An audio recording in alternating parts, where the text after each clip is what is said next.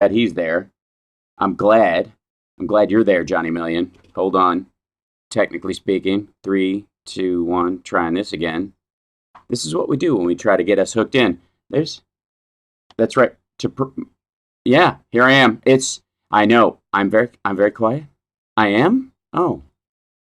Oh, that's so very strange. I'm very. But Lady B said I was coming in hot, so I dialed it back.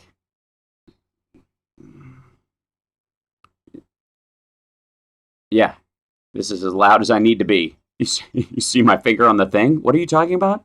Um, that's. I have plenty of juice for you. I can juice it up quite a bit. I can bring it to there. I can. Is that gorgeous? Just down. That was so. Oh yeah. Hold on. I'm. Oh, this reminds me of high school. The parts of it that you were never there for, but still, I think that thankfully, yeah, I managed to clear you out of the room when that happened. Hey everybody, welcome to the show. Look at that. Jeez, will you get? I'm I'm busy. Anyway, so or two. Look, the point is, we've all lived through some things. We've all got. I'm not even going to start down that road with you. Look, this has been one of the. Every time I turn around, I think we've got the weirdest week ever, and it gets weirder. And I don't. I'm constantly kind of. I'm I'm impressed, kind of. Like right about the time I think, well, I mean, for God's sake, this can't possibly get any more. That was 2 years ago. Oh no, sorry, that's when we should have found out about that. Right. There's a question, and because it would have been nice. It would have been nice, and obviously that is one of the big reasons why Trump does not want his taxes shown at all, because it would lay this bare and allow the public to make an informed decision about whether this man was actually a success or not, as opposed to the illusion of success which he's been running on for a long time. Yeah, that's, I think, the most fascinating and curious part of this. Yes, that this is actually I mean, if there is any greater example of Donald Trump the man, it is the fact that he was having ghostwritten, I guess, technically speaking, having ghostwritten for him the book Art of the Deal, and released at the time when he was losing more money than any other taxpayer in the country. And not, by the way, because his investments turned out to be great. Because look, folks, if you are in the business of anything speculative, there can be a big, long stretch where your projects and concepts lose money.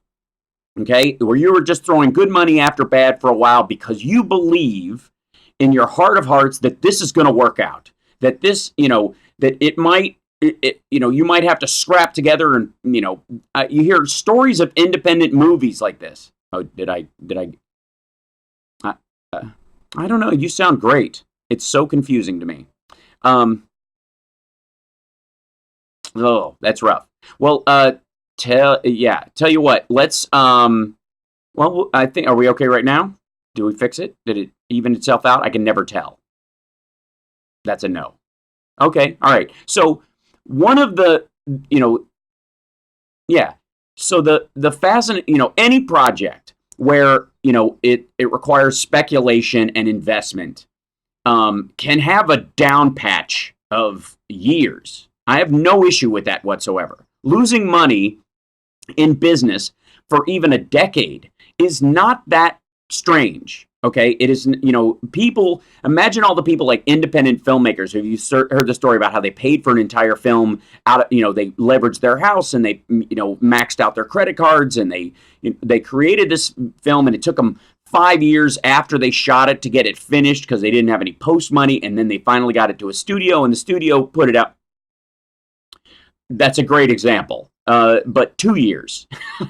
I'm thinking more of like the El Mariachi world, where the $8,000 movie eventually became a multi-million-dollar success, but required a lot of shoestring budgeting, blood, sweat, and tears, daily focus trying to make this thing happen. And then, quite frankly, a lot of money in post from a studio to pick up the slack, right? Somebody had to believe in it and then put in this extra money. And then it turned into a success. That there was no point in the process of this where it was, and there was a dead end on it. It definitely had potential the entire time and showed steps towards that potential coming to fruition. That's the fascinating dichotomy by Donald Trump's success to me, is that there is no point in this where any of it actually worked out. As a matter of fact, this is in the height of the Taj Mahal and his garbage real estate investments and his getting into casinos and stakes and airlines and trying to buy football teams, all that kind of stuff. It's all happening during this big stretch of time where he is just losing money constantly. Now, two things happen in the early 90s at the end of this arc. One is that came up in the story that he got magical investment dividends, that he was getting interest on loans, apparently, that measured to somewhere, on loans he had never made or mentioned before. So all of a sudden, by the way, whatever amount, the money he doesn't have, he is, the only way you could mechanically make this happen, and I'm willing to be proven wrong on this if he would only actually show the paperwork on it, because we don't know what the root of this nonsense is. We don't know where in the world this investment money came from. But the only way you could actually make that kind of a dividend on that kind of money in that short order an amount of time is if you were loan sharking money that you got from other people. You got legitimate loans from a bank at a 3, 4, 5% interest, and you were loaning it out to other people under the table at 20% interest, like kneecap breaking levels of money, right? You were filtering it through mob connections and stuff like that. I mean, it's really mechanically the only way he can have made that kind of money that quickly, because he was making interest on loans that he had given out of money he didn't have, right? So that's amazing. That in and of itself is crazy talk. Secondarily, we find out that Trump himself is putting out the art of the deal and how to be at the top of everything, whatever. The second book. It's not lonely at the top if you're me. Super, me and an apple on the cover or whatever. He's like in the air because Apple Computer was doing well or something like that. And then they're like, we're going to Photoshop the apple in. Just hold your hand up like this. It's going to look great. It's kind of a Garden of Eden thing. I worked it out. And this news story coming out, he had a second book. His second book come out where he's on the front of it, like, how to surviving at the top, I think is what it's called. I don't know. I read good portions of Art of the Deal back in the day, and you're talking to somebody who made it through Dianetics. Like, I read Dianetics in high school, and I was so aggravated after chapter 3 because I was like, what the hell is this garbage? But I finished it, right? I couldn't finish Art of the Deal because I was like, this is BS. It's self-inflating nonsense that I'm going to learn nothing from. And the idea of going into a second book with this douchebag back then was maniacal. Like, why would you invest any moment of your life in this ridiculous book that was, by the way, based, we now know, on what, again, what the Chinese call feng pi. fart air. Nothing. It smells like something, but there's no substance to it. It's not even as valuable as manure, because at least you can use manure as fertilizer. That was the argument this week, that both of his ghostwriters said that both of those books should be moved to the fiction section, which I disagree with, because fiction is a useful art form.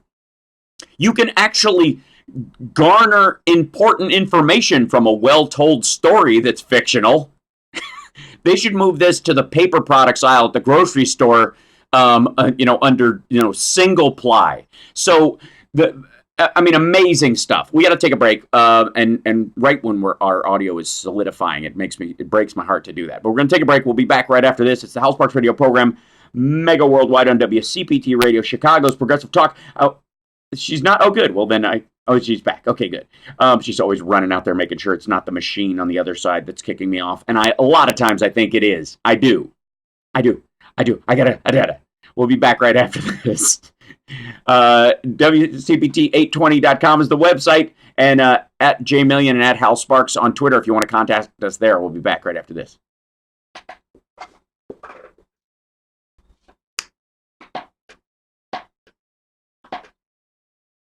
You're so talented, Johnny Million.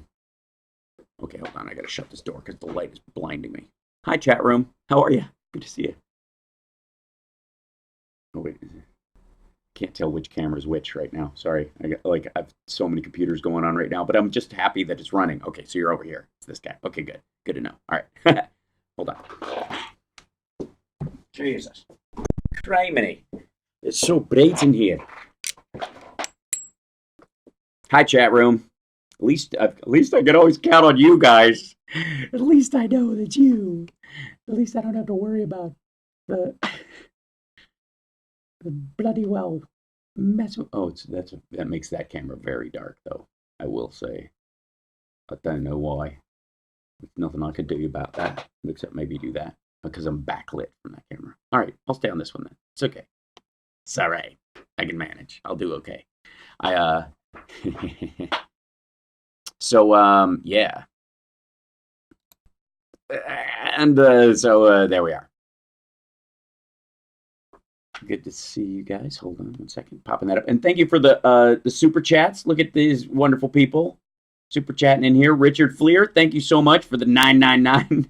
Right when, Herman Cain doesn't make it on the Fed. I mean, I feel like you're just grinding that in. Is that there you go. And thank you so much, Billy.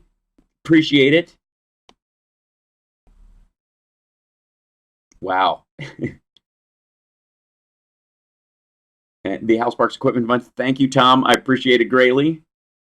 The amount of running around I did this morning just to keep stuff up and running was a bit hilarious. But hopefully next week will be smoother because of it. I'm in LA for this week and next week for the shows. So hopefully that will be smooth.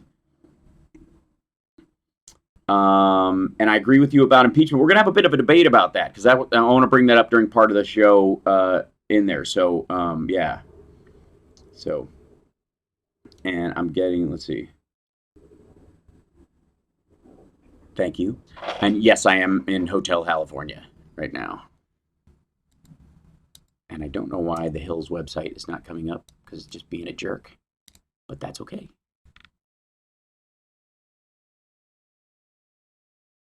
Try it on there. It's been weird this morning with Safari's.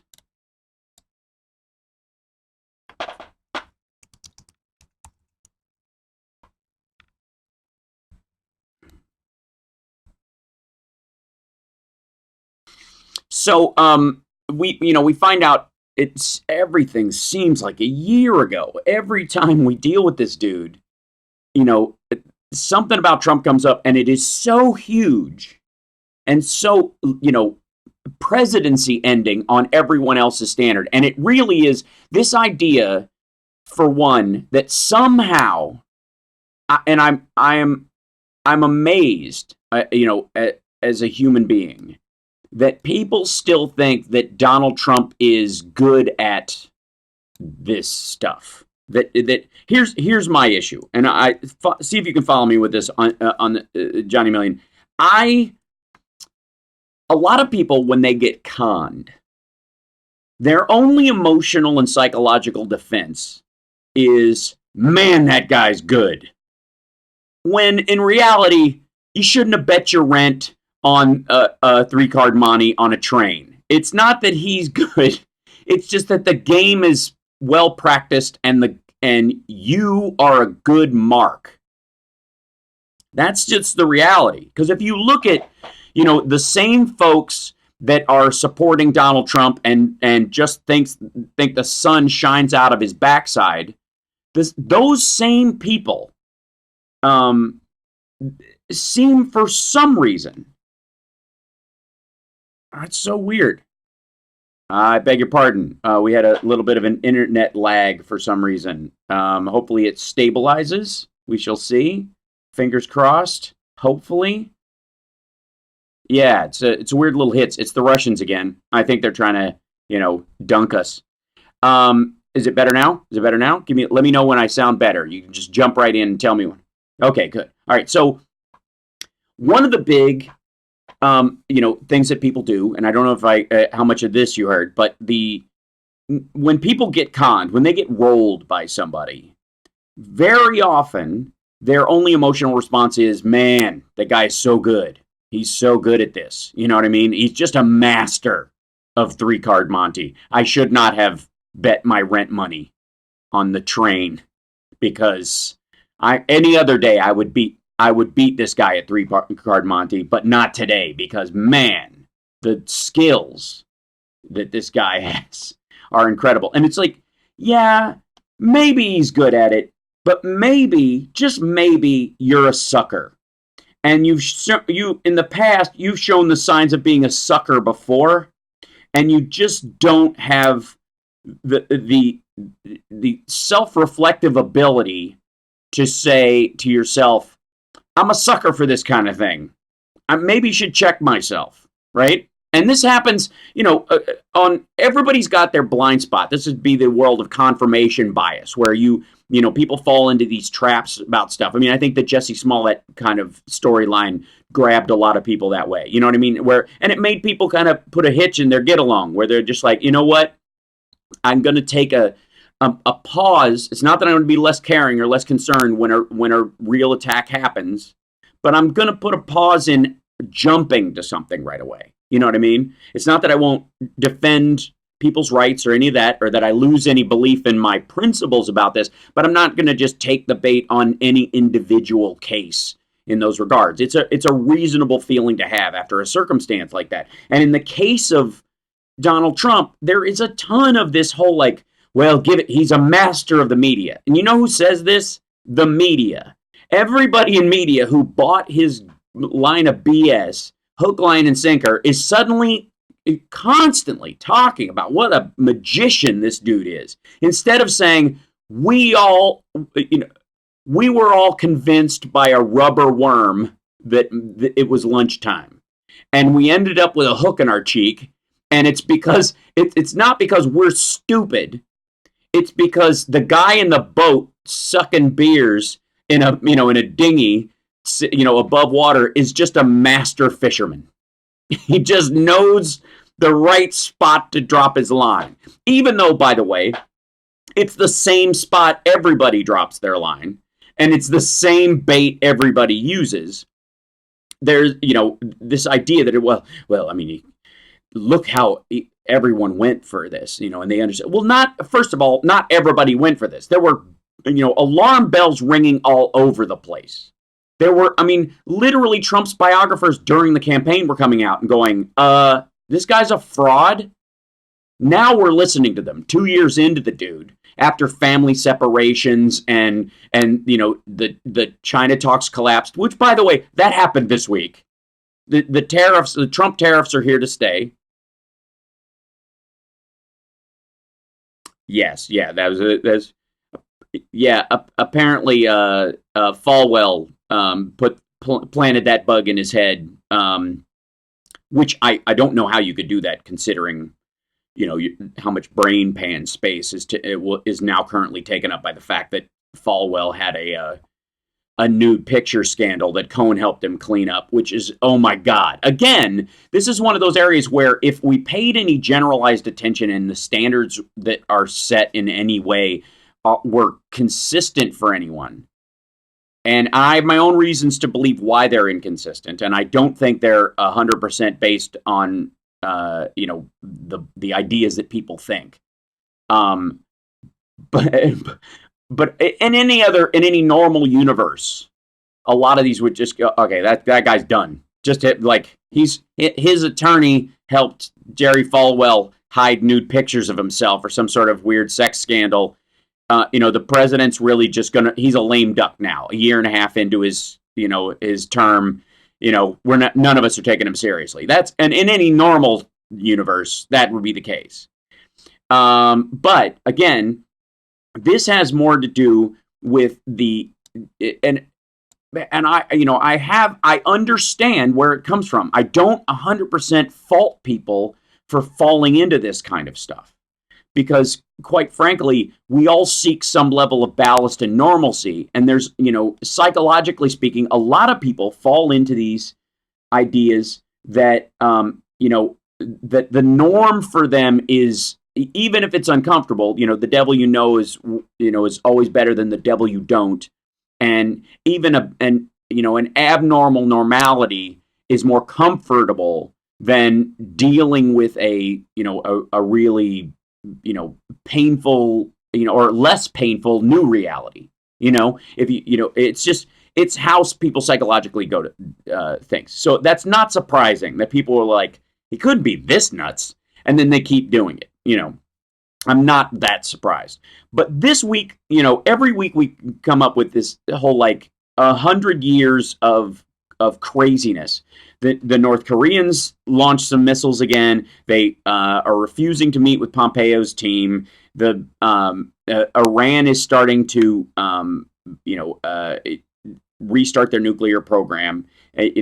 Because the heavy hitter in the Iran deal has backed out. The rest of the countries that they've been negotiating with and dealing with don't have the strength of the United States behind them. So why bother?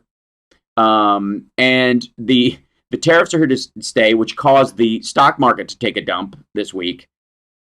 And all of this, that doesn't even include the Jerry Falwell sex pics scandal that came up.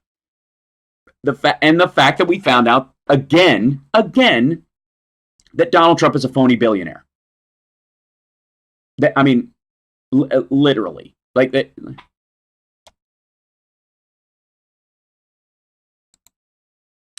That's true. That's true. I forgot and thought that was 2 years ago. Now it is.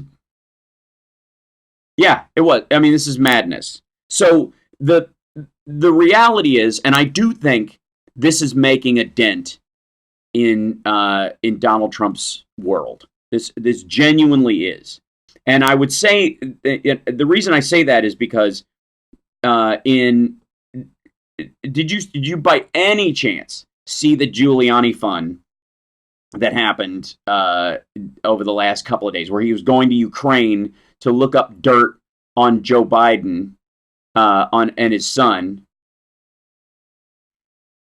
and then by God, he's not going to go as of last night. So and this part, yeah, it's not happening. And the reason he's not happening is because he's convinced it was a conspiracy to draw him into a trap by enemy. Oh my God, but. And literally the level.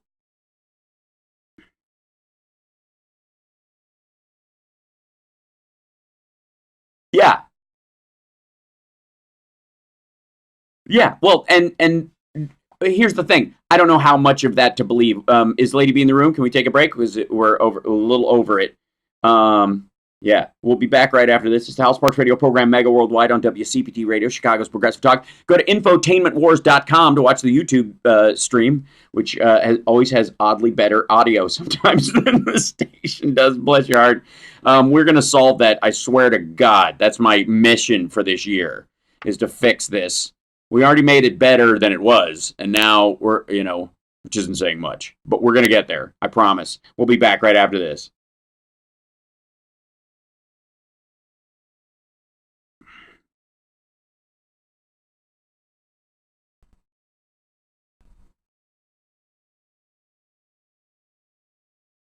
I'm trying to pull up this story of where is he? There it is.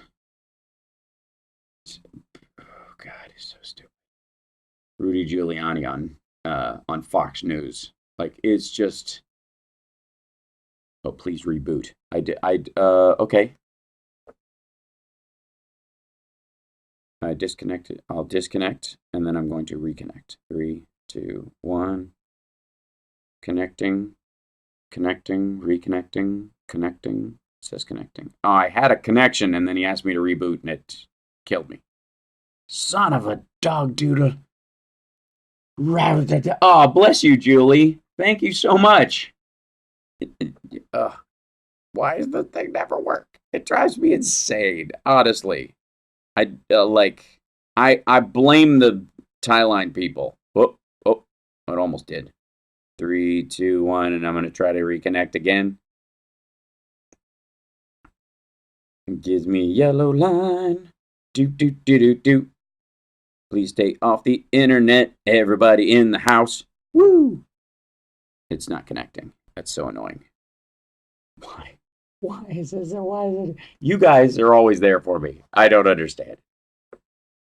3, 2. They might be turning the machine on and off there in Chicago, freaking out as well. That might not be. It might, I can never tell. Like, I need a camera in the studio there just so I can see what the hell is going on as they're running around pulling their hair out.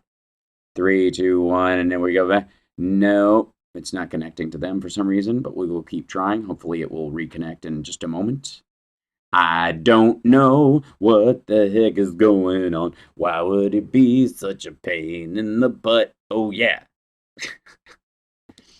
You guys, let's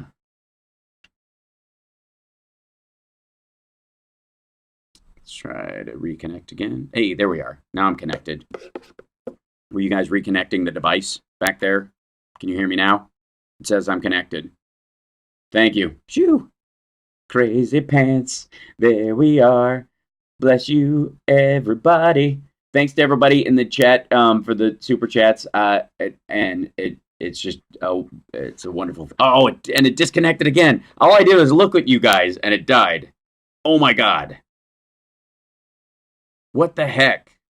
It drives me insane. I don't know why this is. I want to just I need to mount this up where it can get a better signal or something. It's so crazy. I can't tell if it's it. Hey, there we go. Now we're connected. Holy smokes. Please stay connected, you maniac. Check, check, check. I'm here. Check. I'm here. I am here. Am I robotic? I can't tell. Okay. Shoo. I swear to God, I'm gonna, we have. Oh, really? What are you doing to me? And I don't know why today. Oh, there we go. Here we go. Check, check, 1, check. I'm gonna have to hold this thing at arm's length like a TV radio antenna.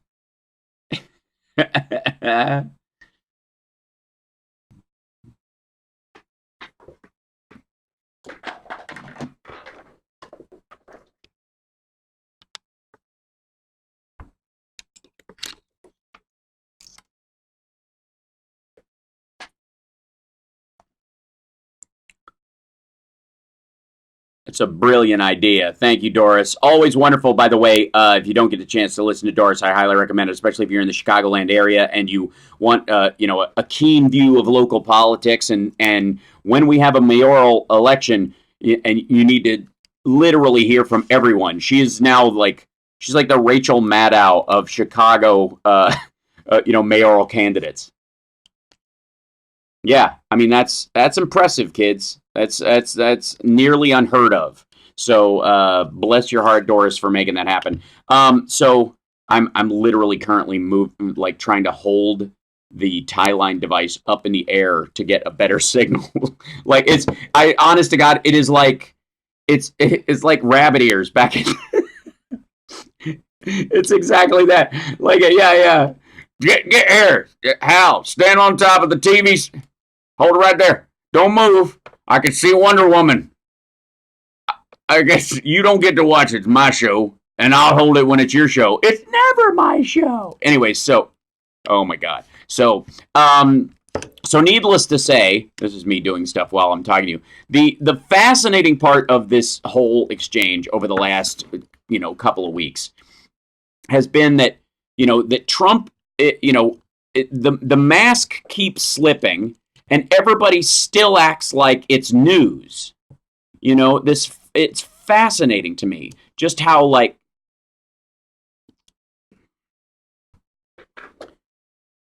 we know, yeah, no question, no question. So Giuliani, let's see if I can get this. Hold on, I like this. Let's see if I can get this segment now. That's because Trump himself, is, they. Oh, by the way, also, this is the week, and I swear to God, this is the week that they subpoenaed, that the Republican Senate subpoenaed Don Jr., who is a private citizen with no executive. Yeah, the Senate. Richard Burr, specifically, who, by the way, the Republicans in the Senate and around are now, like, along with Trump, are painting him as a Democrat. This is the whole thing. Like, everybody's a Democrat, right? Everybody's a Democrat as soon as they hate, as soon as they say anything against Donald Trump. Seriously. Also, oh my God. Right. And everybody's an angry Democrat the minute, and again, this goes towards that thing. We've talked about this before, but this idea that as soon as anybody sees, any evidence against Donald Trump, sees the actual evidence, all of a sudden, they're magically biased against the man. Like, these people.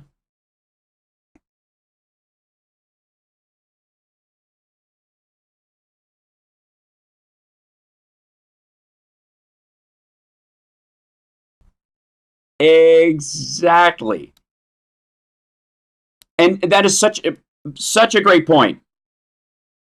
And I was thinking about this, like, I think it was Wednesday or Thursday when a lot of this stuff was happening, and they're like, why don't the Republicans push back against this guy? Because of don't they care about this idea of of a monarchical, supreme executive power? And if you look back on the Bush years, absolutely not. It is only Democrats who come in and start curtailing the executive office while they're in it, much to their chagrin and much to the, it upsets the hell out of Dems all over. It's like, well, I don't understand. They pushed through their stuff without thinking about stuff. They didn't have to try to, get public approval or anything. They just, they just did it. Exactly. And we've got to play by the rules. Yeah, we do. And yeah, we do. And then when they go in and do it, everybody acts jealous instead of upset. And so when it comes to Trump and all this stuff, where they're furthering this idea of the supreme executive power of the presidency, it's the same people. This is a natural progression from Reagan to Bush 1 to Bush 2 to Trump. All of the policies therein have not changed that much, which is why, by the way, you have a plurality of Republicans who still support this man, in spite of, being, overtly disgusted by his behavior. That's why. All of them. This idea that somehow any of his philandering, any of his, morally reprehensible behavior, the garbage that he says, what he tweets out, that's why you keep hearing from these. Right. I will be the greatest LGBTQ president plus that you will ever see. This is for the best. What have you got to lose? And then, yeah. Right. So, but the reason they support him is because there is a natural through line in what these folks are getting. Now, there's the idea that they want to stack the court. to get rid of Roe v. Wade. We've seen Roe v. Wade. We've seen big movements this week in states trying to pass these draconian anti-choice laws, where even in Alabama, it started a shouting match in their state legislature because they tried to shove through this extreme bill without protections for women who were victim of rape and incest. Now, let me be abundantly clear, because this keeps coming up, and it is used as a talking point repeatedly by pro-life organizations or anti-choice organizations. Yeah, because they don't give a crap about it. They'll bomb the hell out of any country in the world, because they have it coming, and they also don't. I mean, they're obviously not against the death penalty. There's a dozen ways, like it's absurd. So pro-life, no, they're pro-fetus in some ways, but only to the extent that it keeps a woman as a broodmare for the state, essentially. But here's what they don't understand about the rape and incest exception to the laws. Because they will often put out, like, why is it the child's fault that their parent is a rapist, right? Why blame the child? If this child is a miracle, they should be, all those kind of things. Okay, first of all, fix adoption and fostering if you want to make that, a more viable option in those circumstances. But aside from that, the rape and incest exception has nothing to do with woman and fetus. It is a disincentive for rapists to force themselves into the lives of women, which crazy men will do, forcing them to have their child. If the woman can get rid of it, it disincentivizes that part of the activity. That's part of why that law exists. Because there are, beyond what we picture as the kind of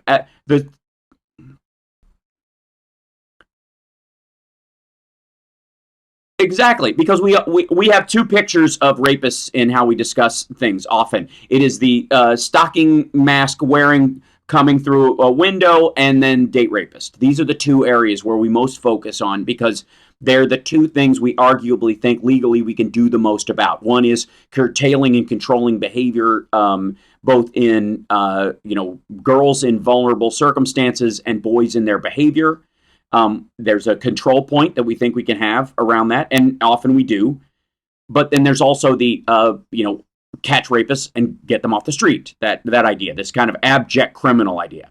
In the middle is the stalker world of point of control rapists, with the idea that if they can impregnate the woman, that woman is now they have inserted themselves into that woman's life forever. And in a lot of states, the same states that are trying to slip through these laws that say there's no exception for rape and incest, the laws also allow parental rights for rapists after they've served their time, and very light sentences for the rapists in the first place.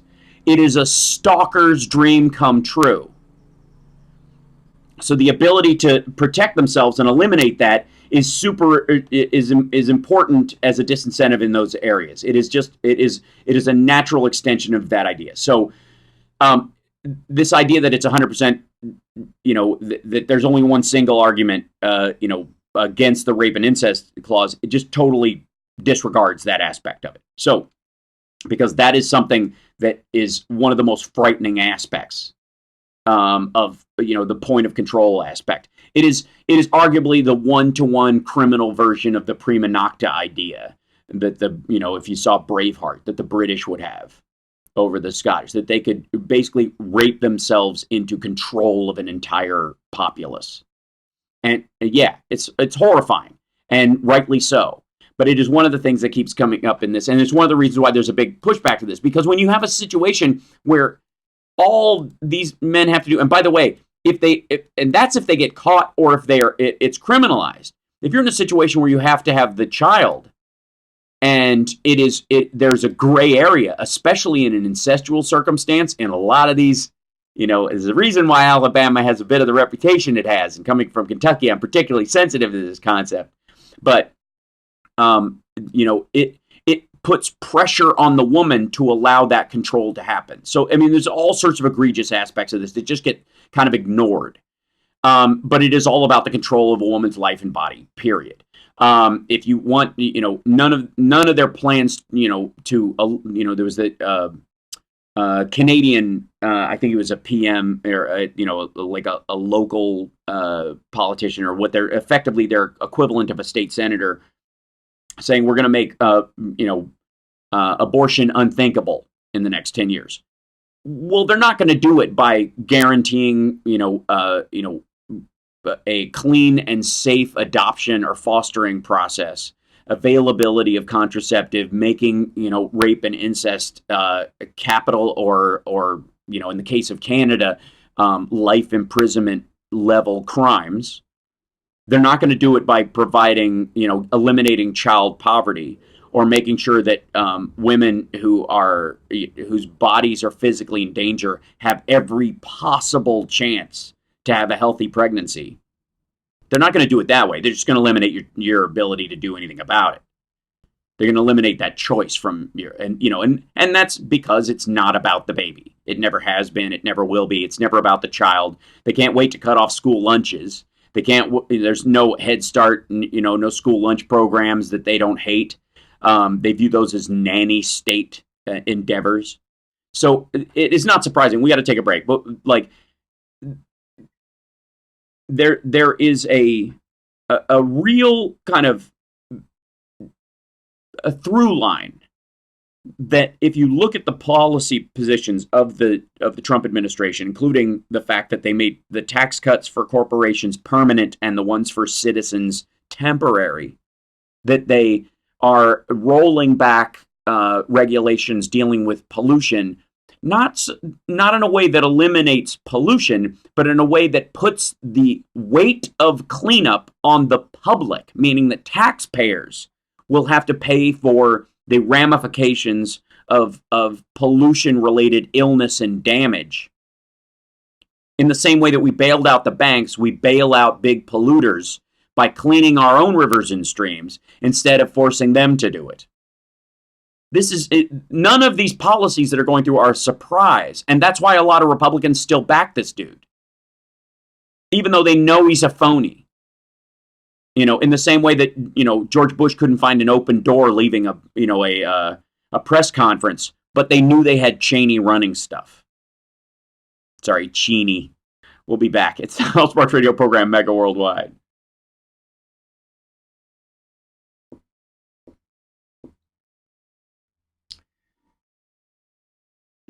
Morning, Fancy Free and Liberty. Yeah, well in Canada, they have single payer in that regard, and so the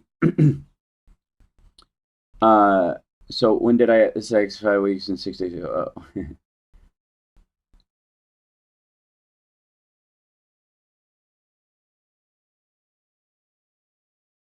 Companies externalize the cost of pollution that they cause and make the government pay for it. Yeah, well, the government is us. That's the reality. The government is the American taxpayer. We do an equivalent of a bank bailout every single day in this country, filtering our air and water.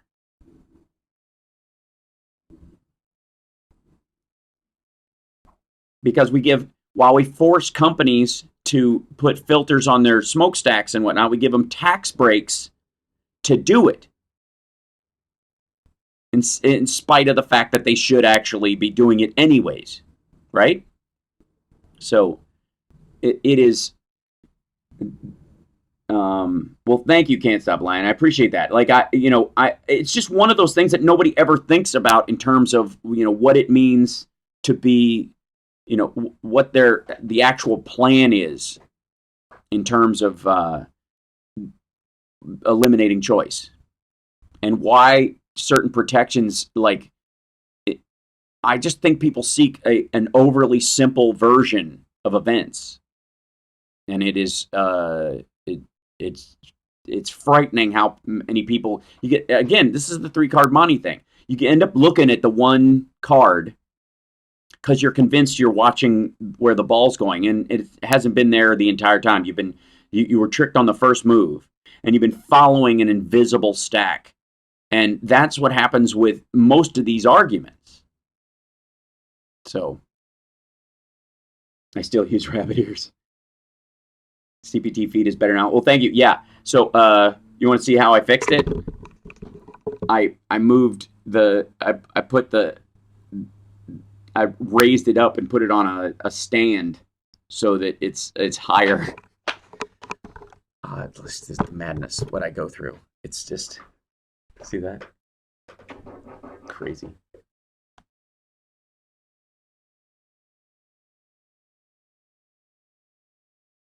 Oh, I miss Dennis. Can you guys hear me okay? I feel like I have to check in every 20 seconds. Okay, so I'm going to see if I want to see if I can play this.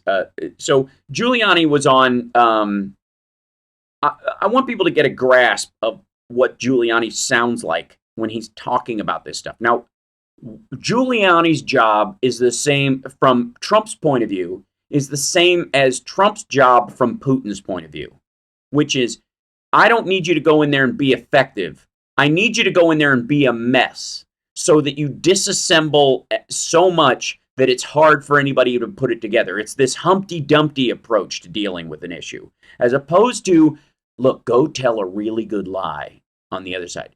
I need you to go in and tell 9 stupid lies and let everybody chase it. It's like the moronic version of a Gish Gallop. Let me see if I can hear this stuff. So he was on Fox News talking about this. We'll see if it actually comes up. This is like, their server's been all weird all morning, but I think the woman he's on is like, he's on with his okay, so the president's personal attorney heading to Eastern Europe to encourage a foreign government to press ahead with an investigation or two that may very well damage a political rival of his clients.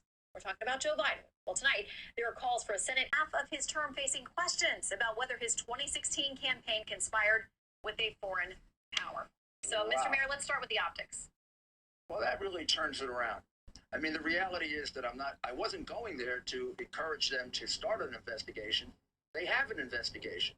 They have an investigation of how Ukrainians helped the DNC and Hillary operatives to get, in some cases, false, dirty information about the Trump campaign. In one case, an absolutely, completely falsely created book that's already been determined by Ukrainian courts.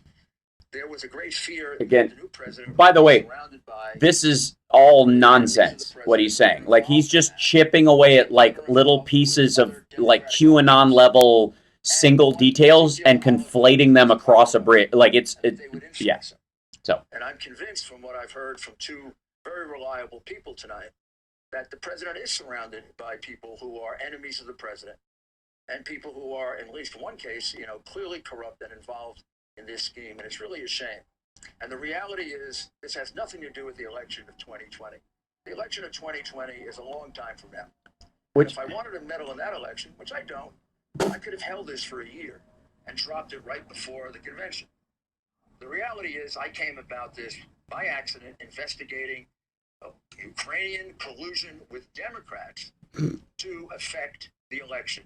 By the way, the Ukrainians have been our allies against Russia, and we've been siding with them because of Russia's attempts to undermine their existence and claim the territory again. So the idea that the U.S. government is effectively, according to Rudy Giuliani, colluding with Ukraine by trying to help it. At this point, we're colluding with Doctors Without Borders to provide, Ebola treatment in Africa. But if that's the standard Rudy Giuliani setting. We'll be back. We got a bunch of calls. We'll get to those after we get back. The stream is now working again on YouTube. Thank God. And we'll be back hopefully with fine audio signal continuing through the rest of the show. Fingers crossed. We'll be back.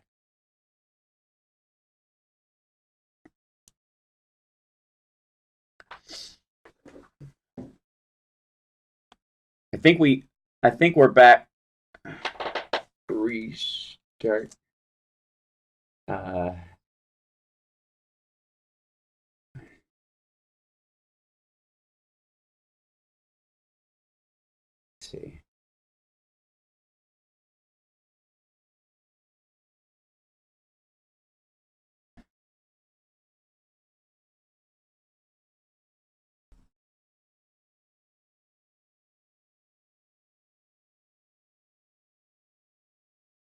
see. Is this, can you, okay, good. You guys can see me now. Cool. I've got a good connection with Chicago, so I'm not gonna even ask them to turn audio coming my way down. I'll keep the whisper of it in there just so that we get a, yep, it's all good. Reloaded a while ago, looking good. Okay, good. Thank you. Crazy pants. I'm gonna need to set up better lighting back here if I'm gonna have more than one camera going.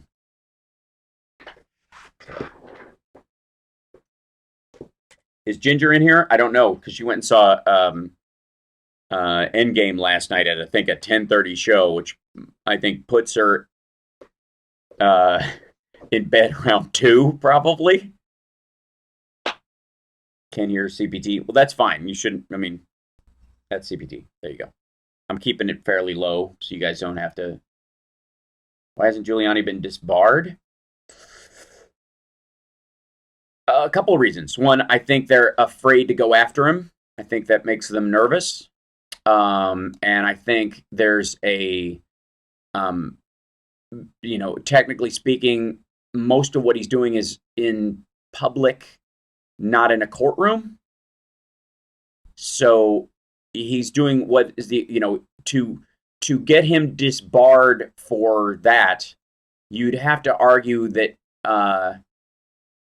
that I think effectively he is a it's like being an ambulance chaser.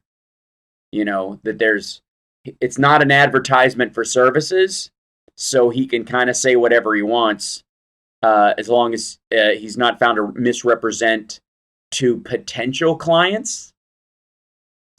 And since most of the clients he would take on are probably signing up for him to be basically a mob attorney, that he's not technically doing anything illegal because you hire a liar in his case. You know what I'm saying? Does that make sense?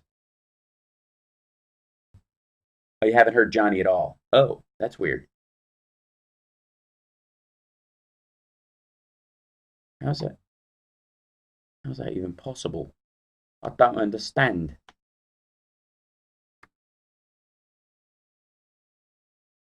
Yes, I can hear you. Okay. Yeah, that's weird. Okay.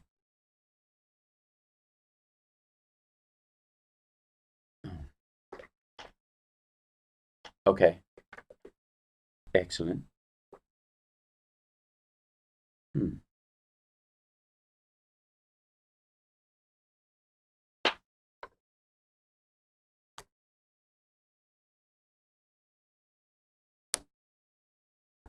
Sorry about the click there, guys.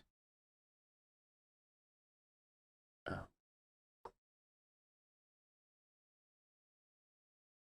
Oh.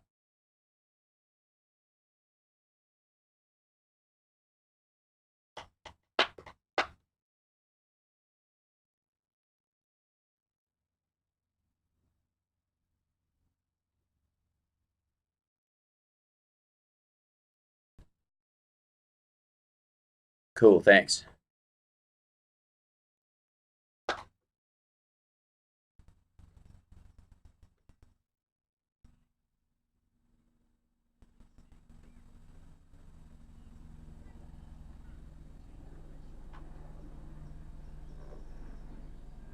That's weird.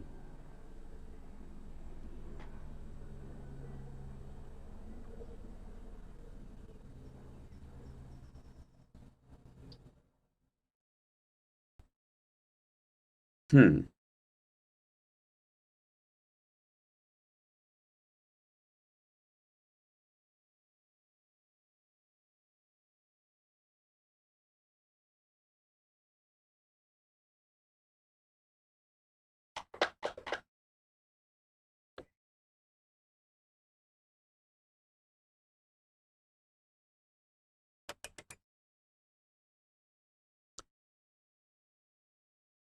Welcome back to the show. So I understand we have some callers. So let's try and make them. Yeah?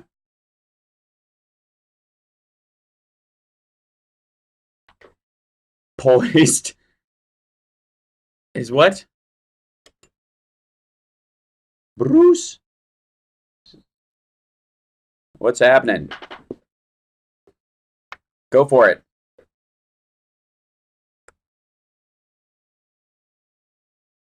How's that?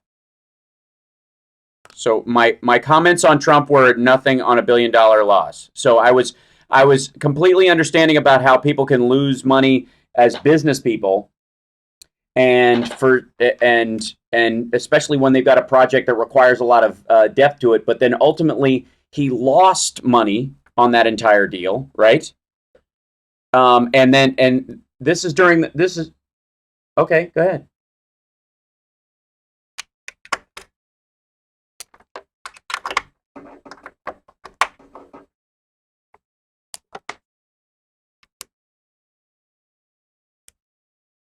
You read what? Sorry.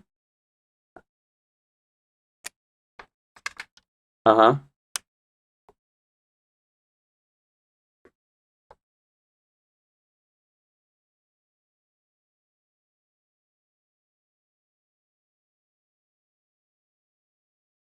Uh huh.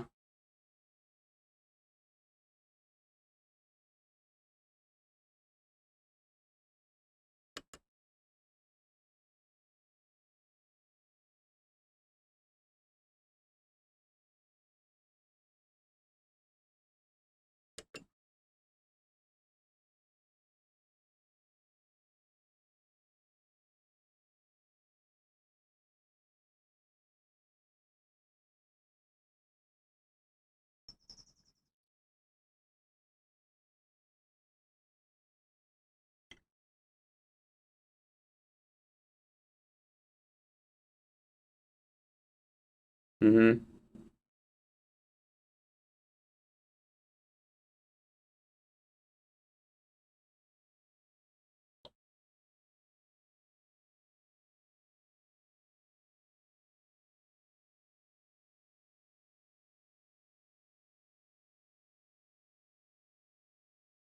Which he borrowed from his family's trust fund in the early 90s.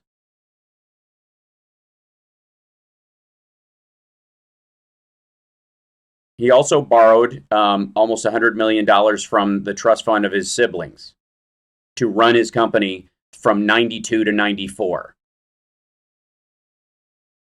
That's okay. No, I'm okay with talking to that dude. Yeah. Well, that I agree with. So the issue that I have, and it should come as no surprise, is that there are people who will defend that monetary style regardless, no matter because in general they're cool with that system, because they view it as valuable.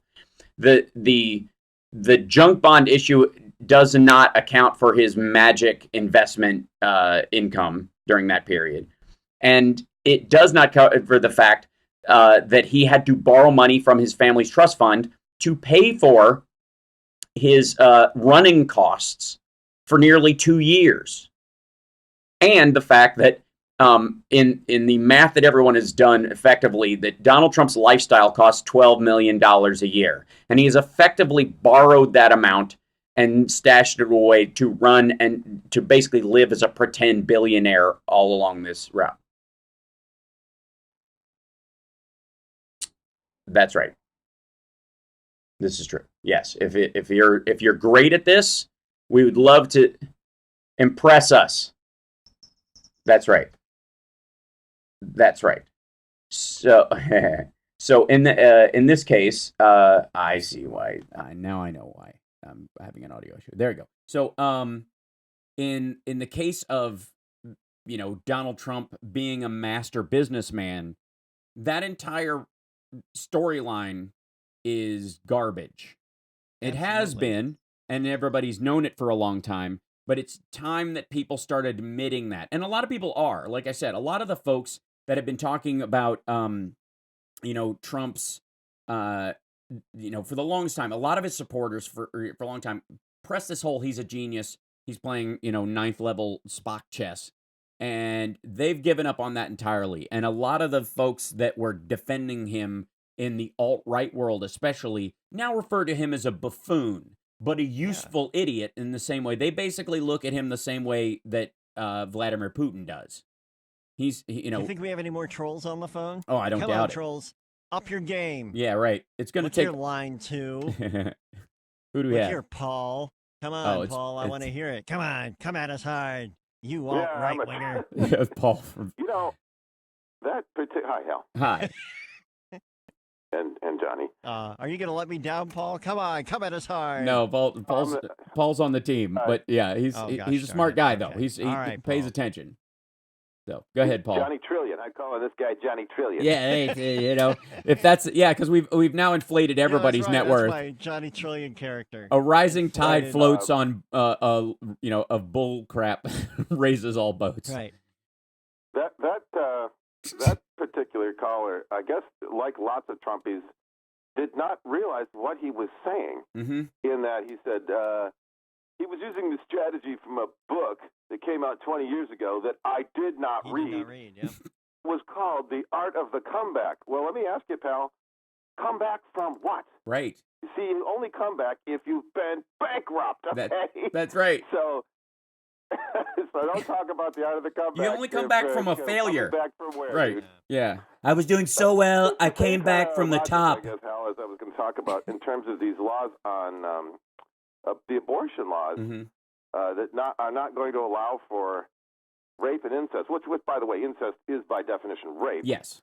But what's funny about that is, and maybe you were alluding to this, that so you're going to force a woman to bring to term a pregnancy by a rapist, but with all these family values with two-parent families, you're going to take the rapist, the father of the fetus, and put him in jail for harsh penalties. So you're forcing this woman also to be a single parent. Right. Yeah. But also, you're right. How silly is that? Yeah, I'm so horrified by the initial concept of it. I never thought it all the way through. Well, that's the thing that nobody does. Nobody factors into the rolling aspects of what this means into any of it because they don't care. Again, if none of these go about it like if there was this abject movement by the evangelicals in this country to go, we need the most in America. We need the most ironclad adoption availability in the world. That availability for healthy, wanting, loving parents should be, you could, if you're even thinking about adopting in the next 10 years, you could go through a process and we can, monitor you and your finances to make sure that this is something you genuinely want to do, that there could be a 5-year prelim possibility to this. And if you find out you're infertile, there can be a shorter version of this where you can be adjudicated in front of a judge relatively quickly, but that there is not only the availability, but the support structure therein, that if you adopt for a while, there can be transition money for dealing with, the psychological impact of telling them when they get older, like all kinds of aspects of that, where they just go, we want it to be so that no mother would ever fear to put her child into that system, no matter what. And we're going to provide all the maternal care for a woman who's going through pregnancy so that she doesn't have to fear for her life or the baby's life during the process. We also are going to make sure that she doesn't, if she's got, she's on the edge of financial ruin every day because she lives paycheck to paycheck, that she won't starve during that process. And, and she's making effectively the pregnant woman's version of an old person deciding between paying for their prescription. Agricultural society, these women were already mothers of 3, 4, 5, 6 other children, and they need to be mothers to those children, not just the one. So I was thinking that if this one fetus were, because they're putting out this this narrative now that if, have you heard in Virginia they floated a law that a baby who survives a botched abortion deserves medical care, and they're putting the Democrats up to say, you need to support this bill. I don't even know what that means, that a fetus survives a botched abortion. But let's say that the fetus survives the delivery and the mother dies. I was thinking, well, how about if the other children bring a civil suit against the new baby for killing my mother? Right. It's just, that is the absurdity of the law itself. We got to take a break, but I do want to address real quick one of the things that you brought up in terms of that is that again, there is no point in this where they're looking at maternal death statistics and saying we need to fix this so no woman has to choose between her life and her child's life. That it is incredibly rare in those circumstances. They're also Terry Schiavoing this entire issue in that this whole idea, like the discussion of whether to resuscitate a child that's born, basically still it's effectively it is damaged to the point where it can't survive on its own. It is effectively born without a brain or without lungs or without a functioning heart, and it is going to die as soon as it leaves the mother's body. And they do a therapeutic abortion in those circumstances rather than let it choke to death, because that's the humane and horrifying decision the mom has to make in those circumstances. And so that discussion about whether or not, to resuscitate the child is not about them killing a baby outside the womb, that idea, which is what they're pushing. And again, this is the Terry Schiavo issue again. We got to take a break. They're just using that as a way to, again, curtail women's rights. It has nothing to do with their care for the child itself.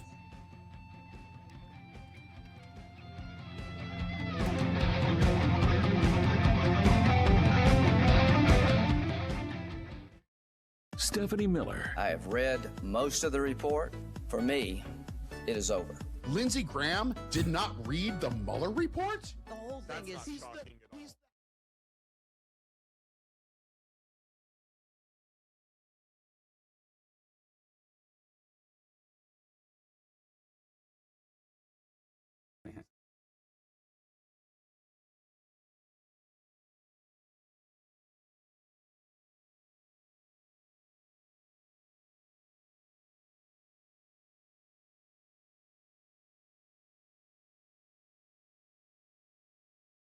Oh, did we get a troll?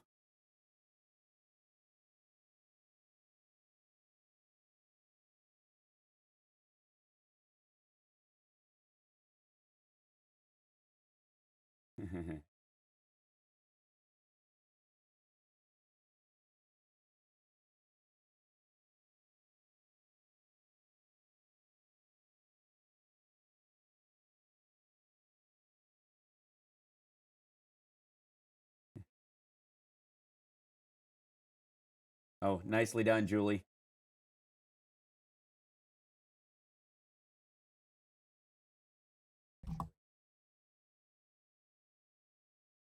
There you go. Is that better? Da-da-da-da. There you go, sixes. I should start asking for super chats when I do that, but I think that's probably a violation of service or something like that. That's like webcam behavior.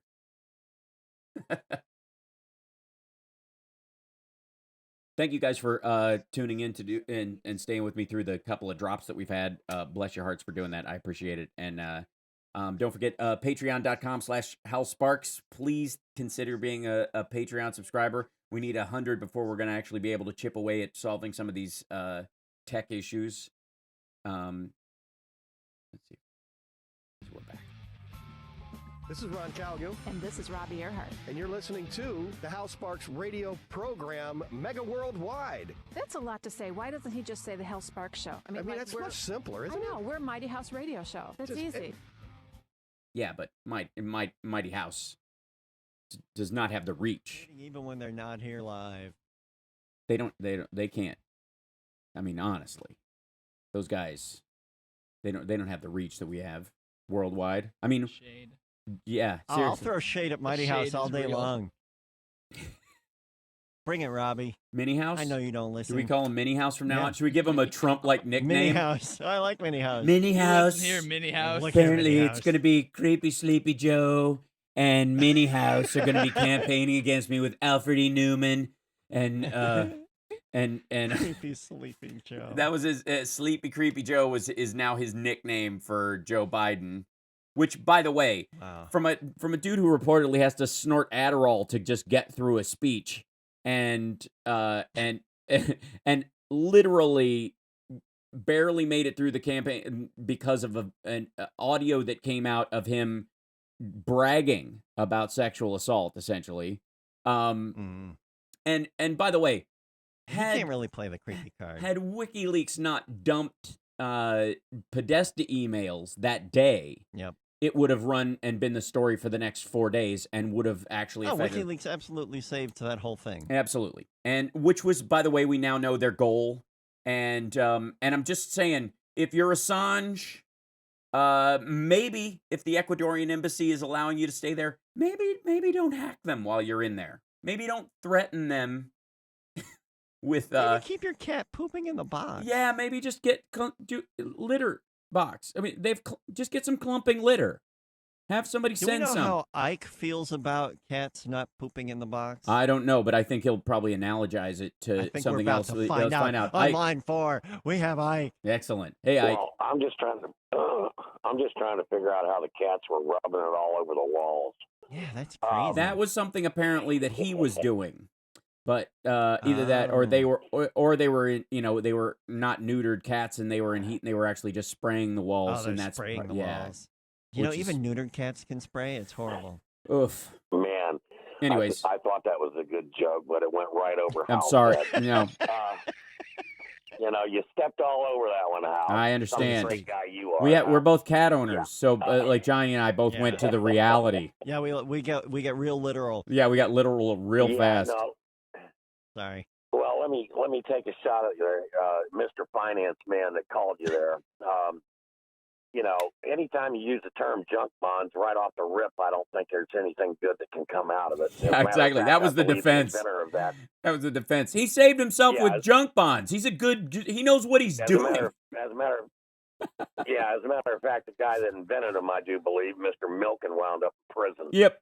But as far as it goes, let me just go ahead and kind of wrap that up in a nice, neat little bow for you. Maybe next time you can call back with some kind of comment that makes sense. When it comes right down to the rip of it, people like me and people that don't make and live in those circles, like most of the Trump supporters, that live in these trailer parks and everything. Okay, we don't give a rat's patootie about that crap. As a matter of fact, that kind of crap is what caused the problem in this country. It's not people that don't have college educations that are tearing the place up. It's people like that think of these stupid derivatives and all this other crap they come up with on Wall Street that have caused a major amount of our problems and caused a major amount of the wars in this world and caused a major because of your greed and your crap. Yep. So you know what? Don't come preaching that stuff to us. And if you think it's okay to act that way, and if you think it's okay because it says in the tax code it's okay, well, just remember, every one of those damn little loopholes and every one of those damn little things that they come up with, they paid a lobbyist and they bought a politician, and that's the reason it's in the tax code. You complain about it being too damn complicated. Well, it's the rich people that make it that way. So don't come preach to me about how successful this scumbag is. And by the way, can you explain something to me? Dusha Bank got busted for laundering Russian money by the billions. I like Dusha Bank, by the way. Yes. Now let me ask you something. Tell me how it is. Tell me how it is that they were sticking all that money in Trump's pocket when he turned around and not only didn't pay him back their loans, but he sued them. I'll tell you how it happened. It was Justice Kennedy's son who was sitting over there doing the foreign loans, and it was Wilbur Ross who was sitting over there overseeing that mess. And when the heat came down, he ran to Greece and took all that mess with him. Right. Okay. And they let him. Sick of people like you. By the way, they let him. They let. Yeah. Do you look anything like Yosemite Sam? No. Like even a little. Oh yeah. Yeah. I want you to. When I grow my beard out, oh yeah. I just want Sam. Wonderful. I just feel like Sam Elliott should play him in the movie. But easily these Ike, you're absolutely right. There's an element of, and this goes towards that quote distrust of the elites idea. But the kind of people we're talking about too are not just kind of run of the mill like people who went to Harvard for economics and stuff. They're the legacy hire folks that went to Harvard for economics and who are not looking for pathways but rat holes to make their living off of. Because if they could make their living legit, they would have. There's also a level of financial Darwinism. Jared. Yeah, exactly. There's a level of financial Darwinism that these guys, that they Ayn Rand their way through and the idea that they pretend to be Christians in this process is one of the most maddening aspects of it, or the fact that evangelicals think that, Trump is the chosen is insanity on its own level, especially when you compare it to his clearly Darwinistic ideas about finances. That, people will blame capitalism up and down when standardized capitalism is not the problem. It is this win by attrition. It does not matter. There are, losers we don't even talk about, and however you win is fine. That cheating in and of itself is a methodology. And that's what the guy was arguing for. That cheating, you can't argue with success. Right. They argue for vulture capitalism, right, where he with the most toys dies, and any which way you've got to go to get it, then so much be it the power to you. And that's not the way you're supposed to be living on this planet. Right, that's exactly. what causes every damn problem we've got. And by the way, let me step into the abortion thing real quick. Okay, bring it. Here's the last word on the abortion thing. Okay, this is what's coming, and I don't know how much longer it'll take before it gets here, but it's coming. Okay. Number one, they're collecting all the DNA from these kids as they're born in the first place. They're putting it all in a database. Okay. That's for sure. I guarantee you they can lie about it, but I guarantee you they're doing it. Okay. But I'll tell you what else is coming. They're going to create a father responsibility law of some sort, and what they're going to do is they're going to pull the DNA from that kid, and then they're going to go search it out. They're going to find you, the other parent, or they're going to put penalties on the mother, and that mother's going to name that father, and that father's going to be financially responsible, whether he likes it or not. And this idea of the deadbeat dad is going to be over with, which, by the way, by all rights, for the guys that are out, for these Republicans that are out there that think that they've got the right to sit there and tell a woman what to do with her vajayjay, you know what? If you've got the right to tell her, then you've got the right, you have the responsibility that if you whip that little thing out of your wah-wah and you do the deed, well, then, you should be a father. And by the way, the perfect example of how Republicans act when they get somebody pregnant that they didn't want to get pregnant is John Fund. He was living with this woman, this girl's mother, and then winds up getting the daughter pregnant, and then tries to blackmail her and threaten her and do all these different things to force her to go have an abortion. That's the kind of scumbags Republicans are. They only care about abortions when they need them. Oh, and absolutely, and they always have that recourse because they can always afford. That was the old. Thank you, Ike. Like the idea of like send your daughter off to visit her aunt back in the day, which Am is I what the only one that Ike makes me sweat just a little bit.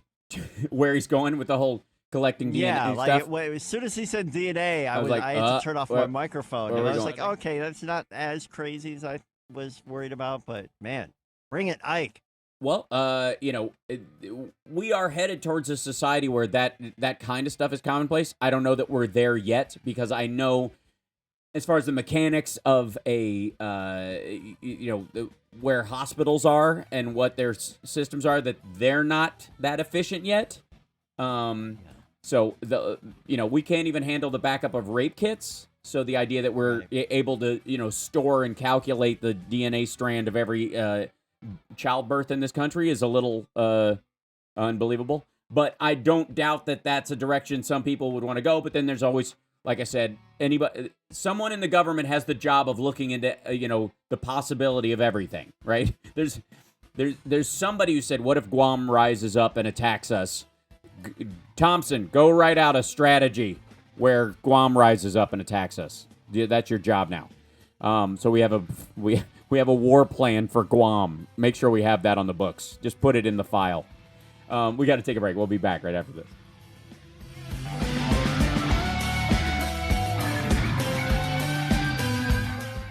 This is WCPT's Art of the City. We let you know what's happening in the theater music. I appreciate you almost cut. Like, I saw you threading that needle. Like, love you for that. You're like, I'm not going to cuss. I'm not going to do it. You got through it.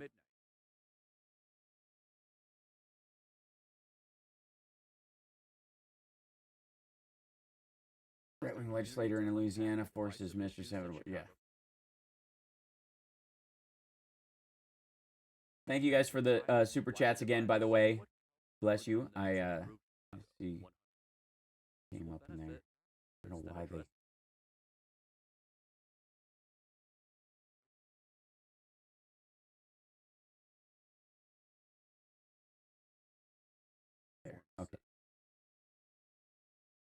Every time I click on something, it makes me nervous. They're using DNA databases of cold cases now, and the technology is young. Yeah. And they still don't have all that info. That's part of what it is. Part of the issue they have is,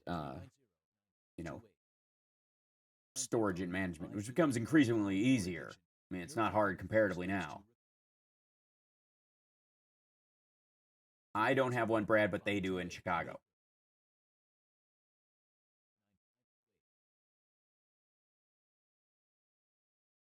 That's right, Trip Glass. That is it, actually. It's the same as Grenada. We'll do a B Alpha 742. That'd work. Sir, you can't let them in here. They'll get a look at the big board. Mr. President, we cannot have a mine shaft gap. Fortunately, you may not realize the problem until your basement is flooded and you've incurred thousands. Right. 3 out of 4 candidates this time around, who I believe will try John Pelosi. We'll see.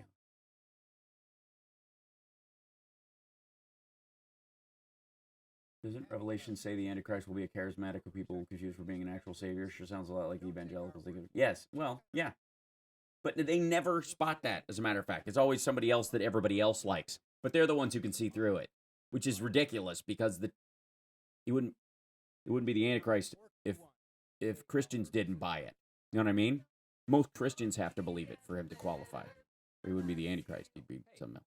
I mean, hey, Donald Trump dies in Avengers. Get out of here.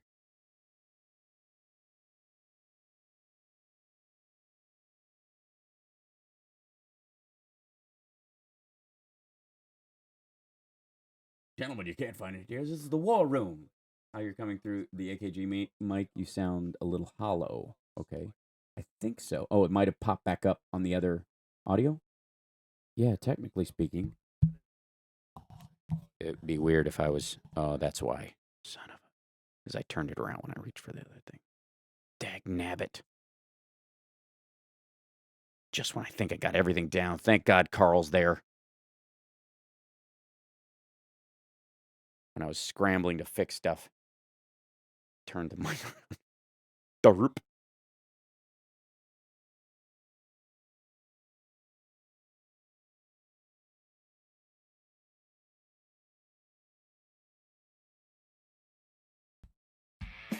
I'm Dick Kay from Back on the Beat, and here is the mega worldwide radio program with Hal Sparks.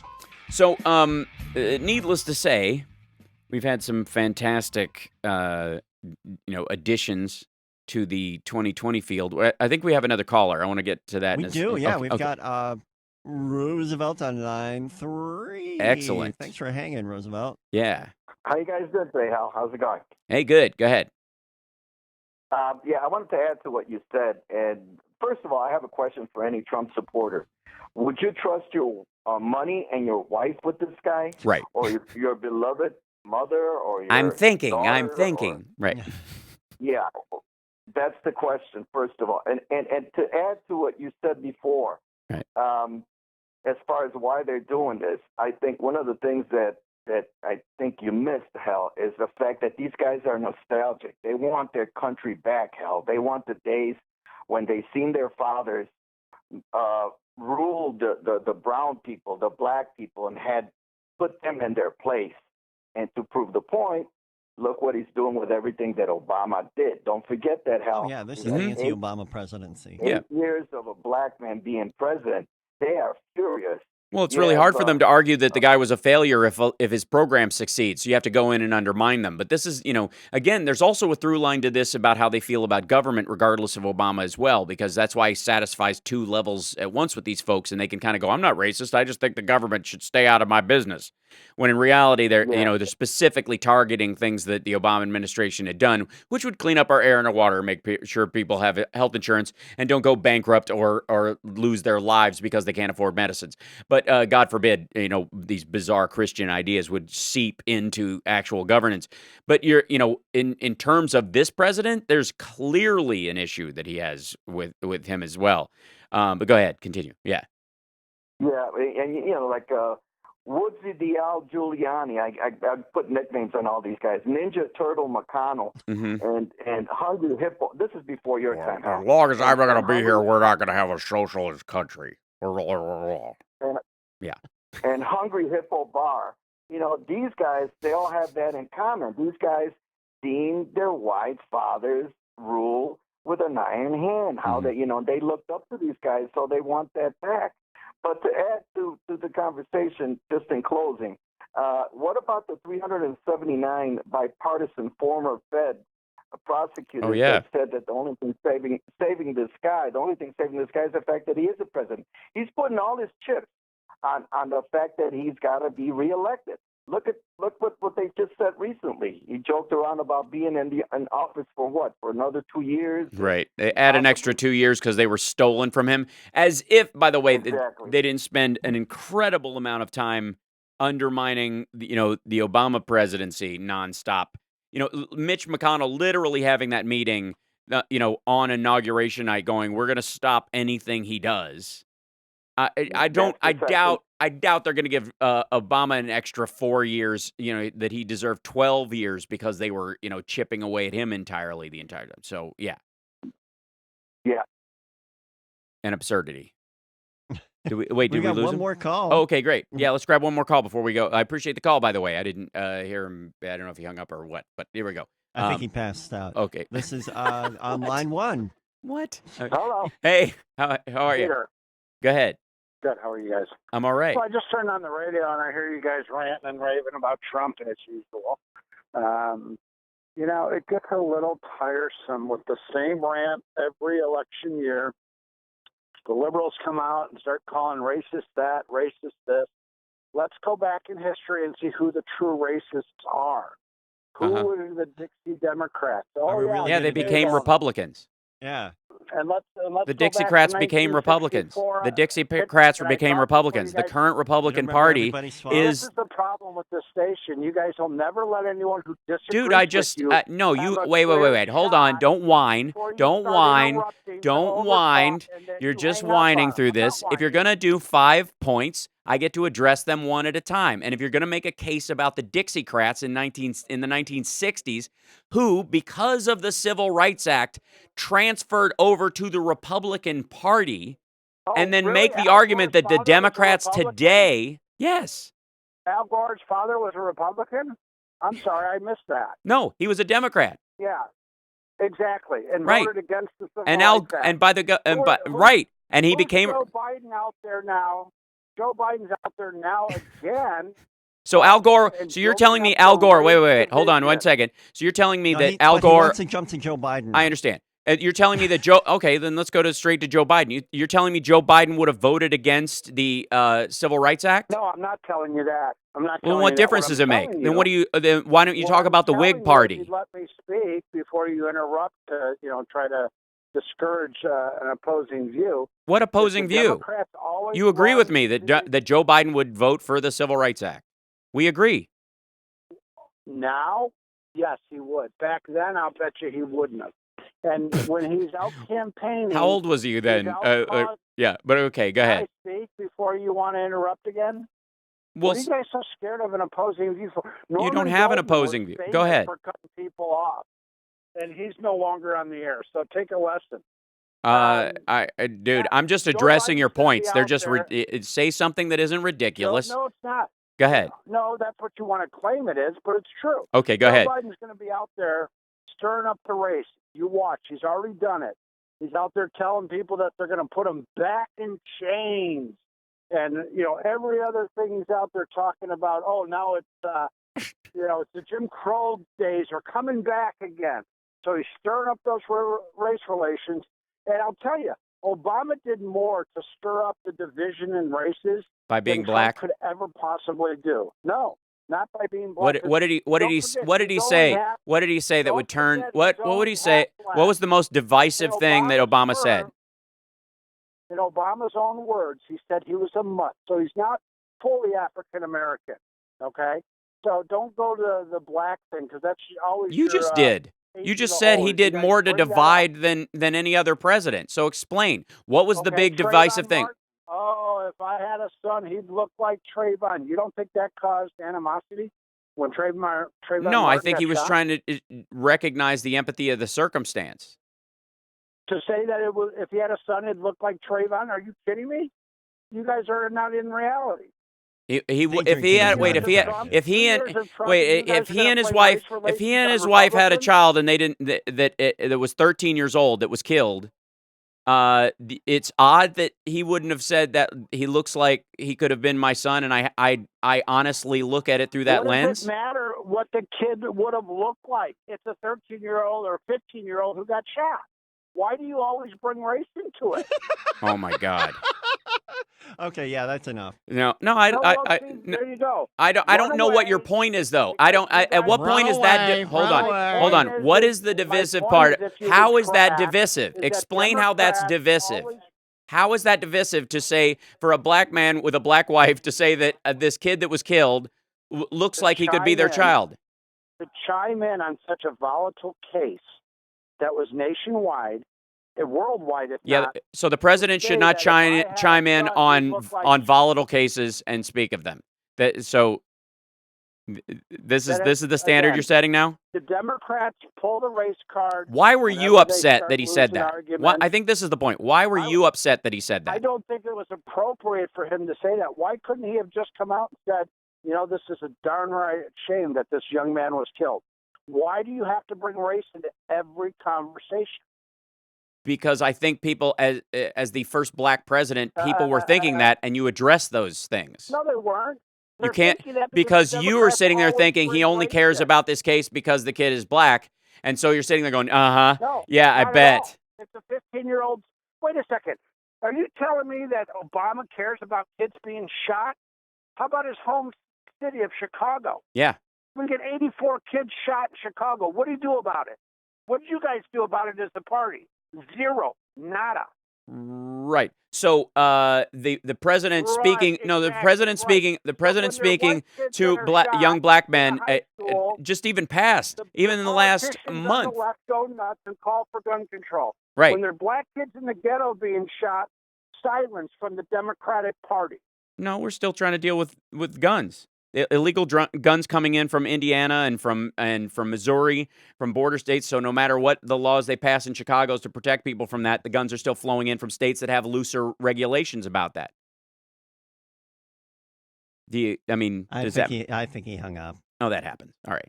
So the idea is that that because is seriously not the way to spend your Saturday. Right. The idea that the president, because he's from Chicago, and Chicago has the issues that it has, that means he doesn't care about those people, and that addressing a nationwide story about Trayvon Martin, for example, was the example of the most divisive thing that the president could have done. Literally, when I asked him for what was the big thing that Obama did to be divisive of race in this country, saying that if he had a son, he would look like Trayvon, and that's something that he would reflect on in that circumstance. Saying that. Meanwhile, everything the Republicans say on race, let's talk about those kids that run Talking Points USA. The viral video of them coming out this week using the N-word and being anti-Semitic. That's fine. But the Dixiecrats in the 60s and Al Gore's dad. I always have to drag race into everything. We got to take a break. Run away. Okay, run away. Go on break. Go ahead. Talk over me. You don't even let me make 4 points in a row. How am I supposed to get a good gish gallop if you want to deal with every point? We'll be back.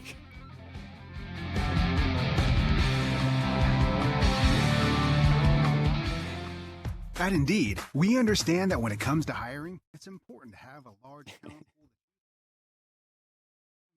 I'll expose the audience a reminder of what we're dealing with. These guys are real, always amazing. Yeah. That's amazing to me. Genuinely. So I asked him specifically he said he's the most divisive president on race we've ever had. And I would argue simply by being black. And then I asked him for what his example is. And the example he gives is he said if he had a son, he would look like Trayvon, and that's something that affects him emotionally in looking at this issue, which is an honest thing to say. And that's the most divisive thing that he can come up with. Meanwhile, a judge of Hispanic heritage can't be trusted to adjudicate a case because he has family from Mexico. But according to Trump, but Obama is the most divisive president on race we've ever had. Okay. Holy smokes. I love how I was threatened with being knocked off the air for interrupting callers. That's why I'm going to lose my job. I'm so scared. It's probably because I'm not. And you'll be off the air too, whippersnapper. Just give it 10 minutes. That's true. In 10 minutes, 12 minutes, I'll be off the air. It's true. See, I told you so. Benghazi, right? Like fireworks. I'll expose the audience and remind. Yeah. Let's see.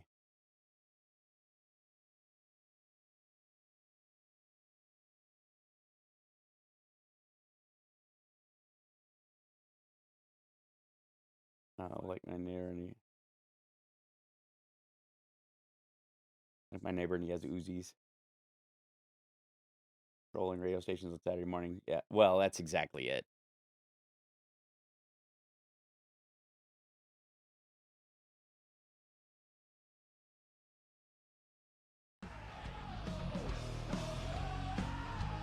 Welcome back to the Hal Sparks radio program, Mega Worldwide. It's now time for the happy ending.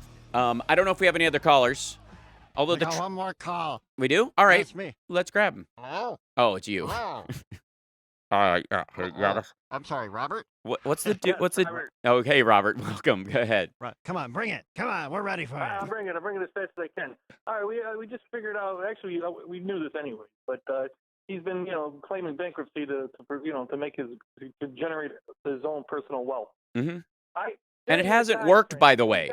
It hasn't worked. That's the amazing part. Right, but yeah, go ahead. Well, but here's where we can catch him, and we can prove that he's a total fraud, and we can probably catch him on the taxes. He got divorced from his wife twice during that time frame. How is it? I mean, I know they probably got a prenuptial, but in the same token, if he's claiming he ain't got a nickel, how the hell did they get set up in a nice penthouse somewhere in Manhattan? Right. So that money's been laundered somehow, some way.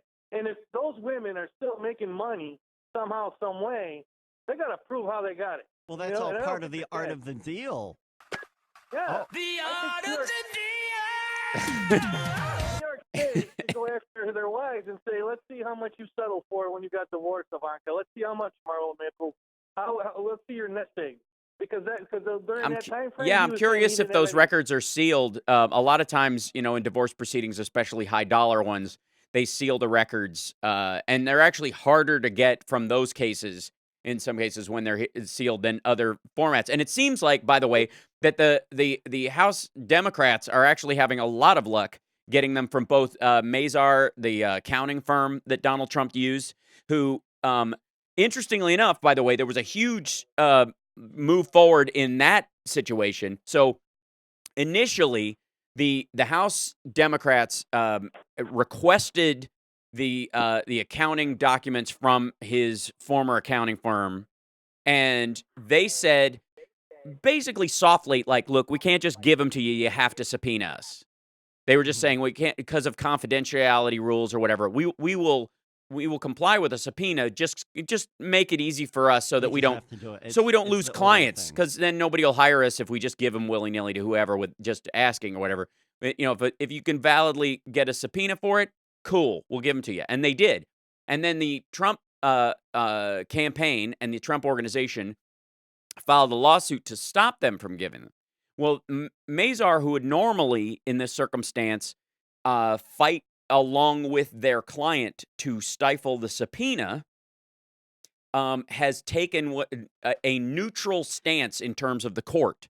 They have told the court they are not going to take a position on the legality of the subpoena. They are willing to comply with it, and it is within the rules as they understand them. So they are not taking a side in this legal fight, which means what little legal argument the Trump organization had has fallen apart. It's weak on its face, but because the Congress has the ability to subpoena this kind of information, and for a lot of reasons, national security reasons, any number of reasons, and they're all legitimate and codified in the Constitution. Whereas the legal argument from the Trump organization is the legal equivalent of nuh-uh, essentially. And so the Mazar is just saying, yeah, we're not going to fight you on this. We'll take whatever the court says, knowing full well that the genuine argument comes from the Congress, so they don't want to end up, with future clientele being found to have fought that subpoena. So they are going to get this information. The judge that it's in front of has said that they're going to deal with this quickly. They're going to expedite this.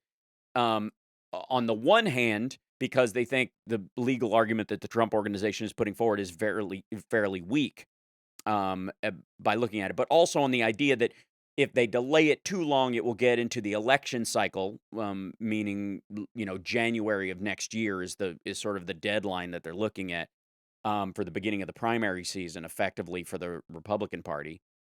And because of that, they want to get it done before then and over with, so that it doesn't have to be put on pause or affected.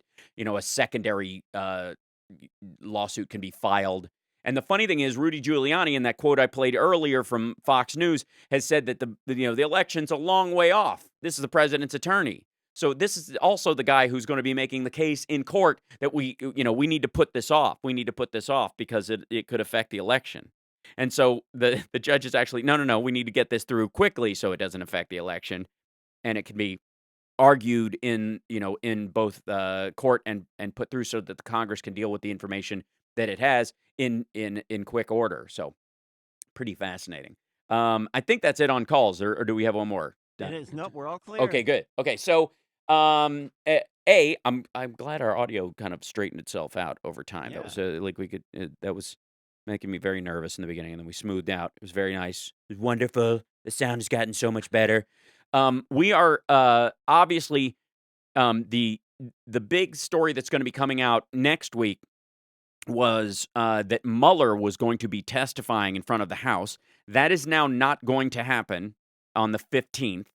That negotiation is ongoing, but in terms of, I guess, William Barr and the Justice Department, they are effectively baiting this to drag it out. So they're obviously in no big hurry to do this. The question is, will Trump Jr., we named the dog Indiana. His name's Junior. Is whether or not he'll end up testifying and whether or not it will be in public, which I doubt, by the way, because I think the irony of William Burr,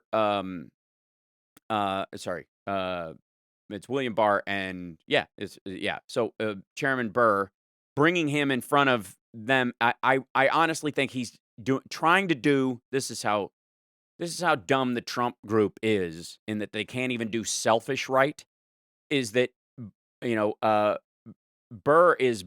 wants to bring Don Jr. in front of the Senate Judiciary Committee to basically clean up his misstatements. So we can walk everything back. Yeah, so you can reshape what I'll give you. Yeah, right. And in the same way that they've allowed Jarrett to fix his his FARA documents, like 500 updates. Oh yeah, I forgot about that meeting, and oh yeah, this bank account, and oh yeah, my relation with this particular businessman, and I did have 7 meetings about this. Oh, and that part too. Like everything in there, every omission is a crime. But they've given him every opportunity to go, oh, I forgot. Let me add that in, right? And I don't think that, Burr is attempting to gotcha Don Jr. If anything, he's protecting him. But the irony is that if and Trump's even coming out going, my son's a good man and this is ridiculous, and they're attacking, they even called Burr a so-called Republican, because that's their only weapon. And the fascinating part for me, anyways, is watching them knee-jerk attack another Republican who's clearly trying to do them a favor because Don Jr. said something that is materially false and is criminally punishable, and they're going to allow him to come back in and clean up his testimony. And instead of treating it like that and going, Don Jr.'s more than happy to sit down. Obviously, they keep dragging him back in, and if they feel like there's something that wasn't clear, we're more than happy to, have him sit down, because they've talked to the Republicans in the Senate and they know that's the case. There's no way that Lindsey Graham isn't over there going, Mr. President, we're going to take good care of him. So the irony that they, and maybe this is part of what they think is the victimhood storyline, but it doesn't really work well when you control the Senate. I don't know where in that that kind of, there's value in saying, maybe they're pushing for, the old, these are fake Republicans. You got to get these rhinos out of here and help us get in more, sycophants, as if they need more, as if the Republican Party isn't kowtowed enough for Donald Trump. That's the amazing part. How do you get people who are more loyal to him than the Lindsey Grahams of the world? It's insane. Who barely takes a break from urinating on John McCain's grave to Jesus. to line up behind the president and for a rusty trombone. There is not a place. Oh, man. Yeah. Well, it's the only image I can give it that does it justice. You're not even gonna give him the benefit of the doubt and say that the trombone simply has water damage. Nope. Overuse. So, but I will say this, that this is one of those weeks we're going into everything's kind of been punted. We'll see. Probably week after next, something will come down. I'm going to predict this week will be equally as insane as the last week, because that's a safe bet to make in Trump's world. Yeah. And by the way, from the callers that we've gotten who support Trump, there is nothing that will sever them from their allegiance to this dude. No. So it has to be a matter of sheer numbers as far as voting, guys. So, we're clearly in the vote blue no matter who zone these days, because you cannot play around with what this guy's going to do with a second term. It's insanity. And by the way, we're now in the 100th month of the Trump recovery, even though he's only been here for 24 of those months, right? The Republicans are really saying this. The 100th month of the Trump recovery. He wants 2 more years, and it feels like it's been more than that. Anyways, we got to go. Thanks so much, Johnny Million. Love you. Thank you, Lady B. Thank you, Nico. Thank you, everybody. See you next week. Cheers. Stick around for the post show, everybody. Faces a deadline of next Friday to turn over. Signing off. Thank you, guys. Trump's tax return. Cheers. Widespread rationing is underway in Cuba. Chicken and egg, beans, and soap, among other household staples. And Cuba's Commerce Minister, Betsy Diaz-Velasquez, says it's the result of the U.S. trade embargo. Economists, however, also say a drop in aid from Venezuela is also a factor. The 11 million people are affected by sanctions because 2/3 of Cuban food is imported. Annual cost of $2 billion. Parts of the Gulf. It's fascinating.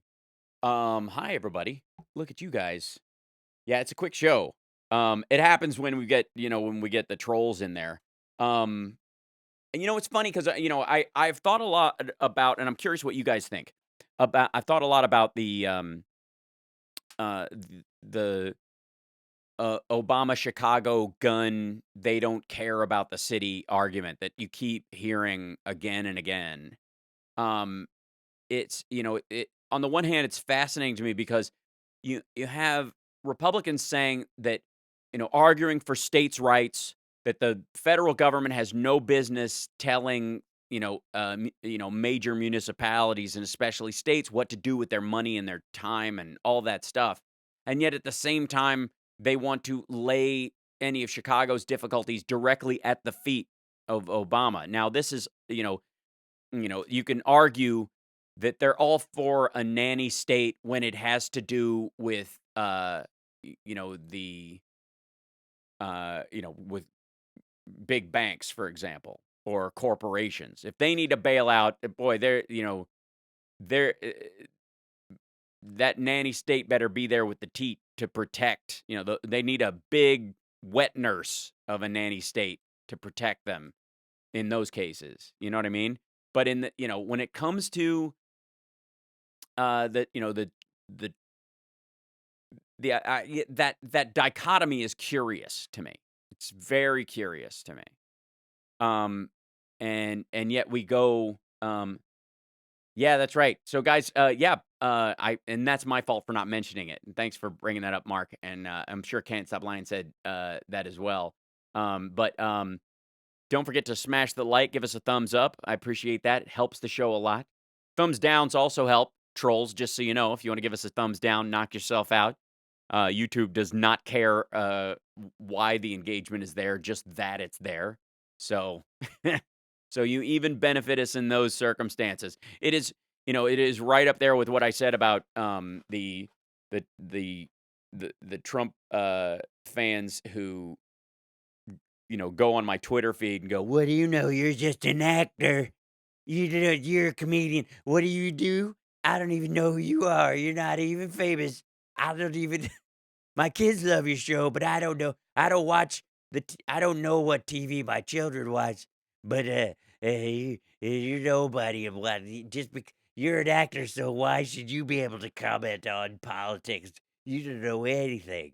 So the fact that that's their angle, I'm like, you do realize that obviously you are drawn to my material and you're commenting on my. So I've eaten your time. I have taken time out of your life, and you're not going to get that back. So there's that.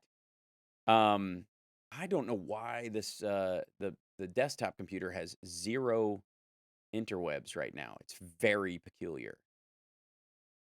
It says it's hooked up, so I don't know what's happening. So I'm gonna guess there. That's what it is. There's a system update. And I bet you anything that in that is a Safari update, and that's been part of the problem. Sound like Jeff Goldblum. I'll tell you what I don't like using that. The S word. No, that's better. You're hereby pardoned from life. Yeah.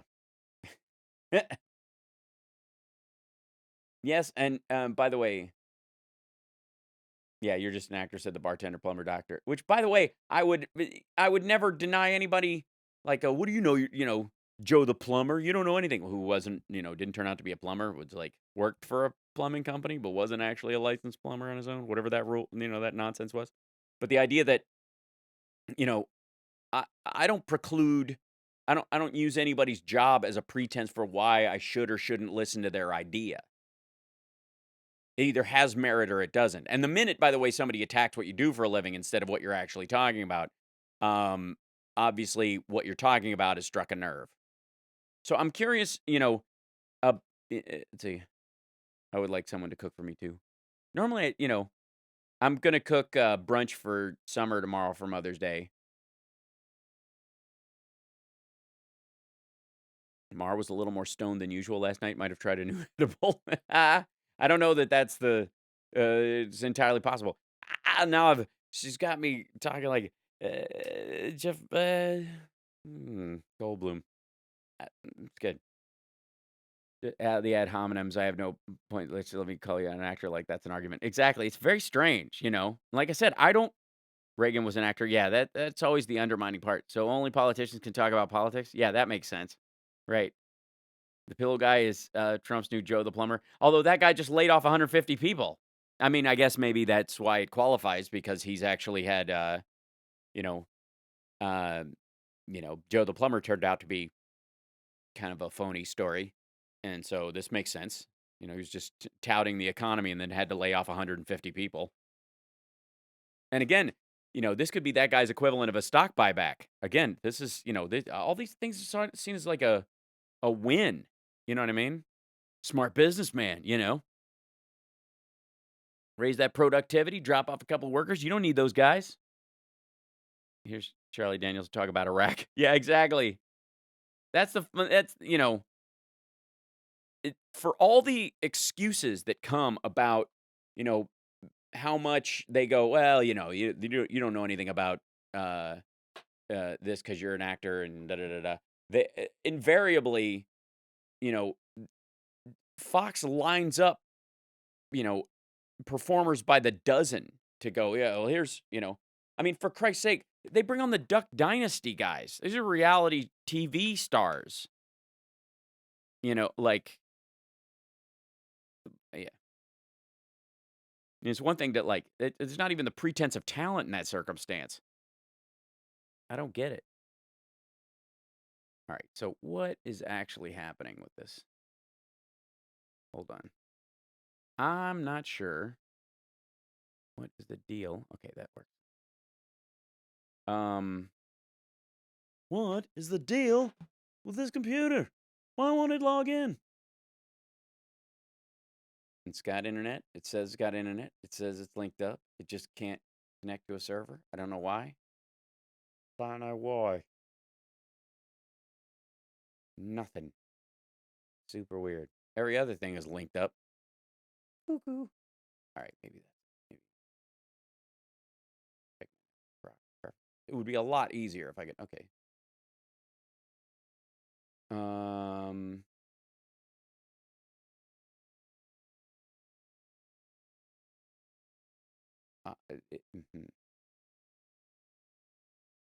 So bizarre.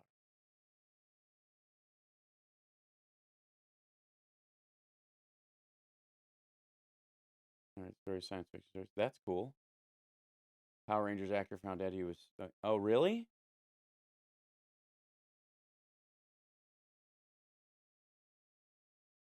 I'm sorry to hear that. Sadly, John Pelosi, I can believe that the systemic racism or bigger I'm talking about. You should only be fired for cause, period.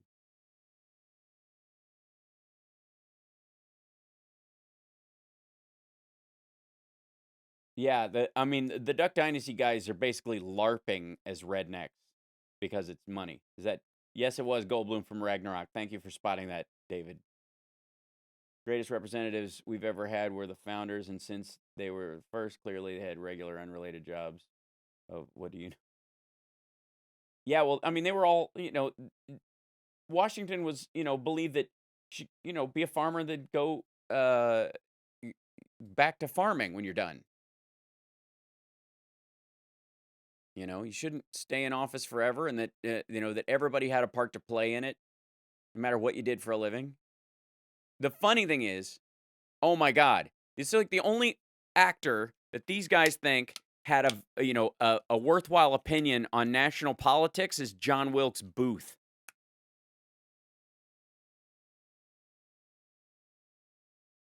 That's.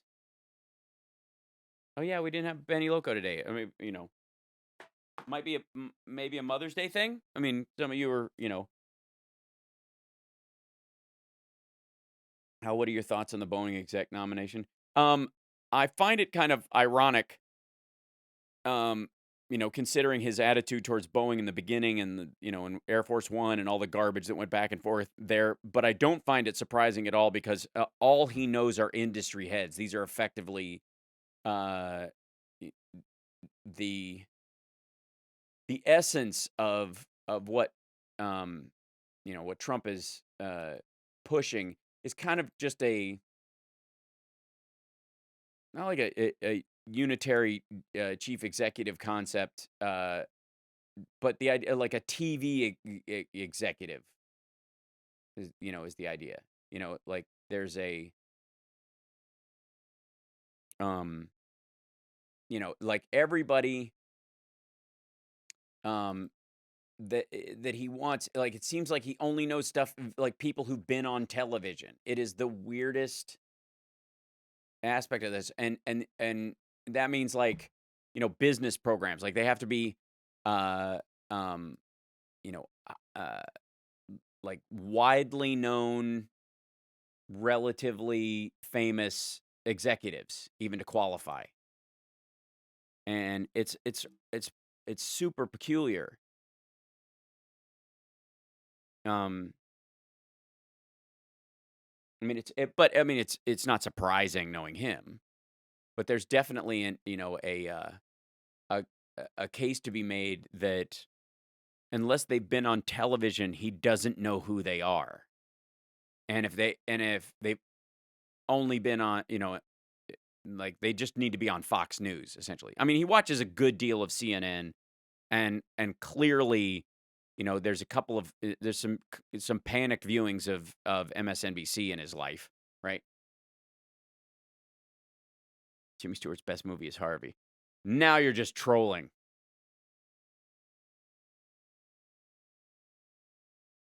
Booth smoked hate. I think it's Republicans who watch reality TV like Real Housewives and Kardashians. I think there's a big argument for that. I'm restarting that other computer. I was more of an 80s Pokemon and 80s cartoons kid. TCM is showing Mr. Smith Goes to Washington. Will anyone dramatically confess?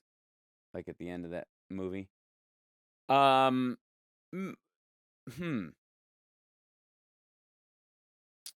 No, I don't think so. I think when we do hear stuff, it will be rolling short bits, because I don't think people have, not those folks anyways.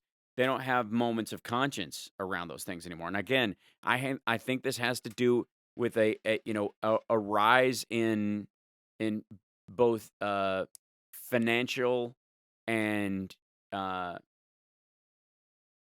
ego-based Darwinism. That why you win is not important. Winning is in and of itself, it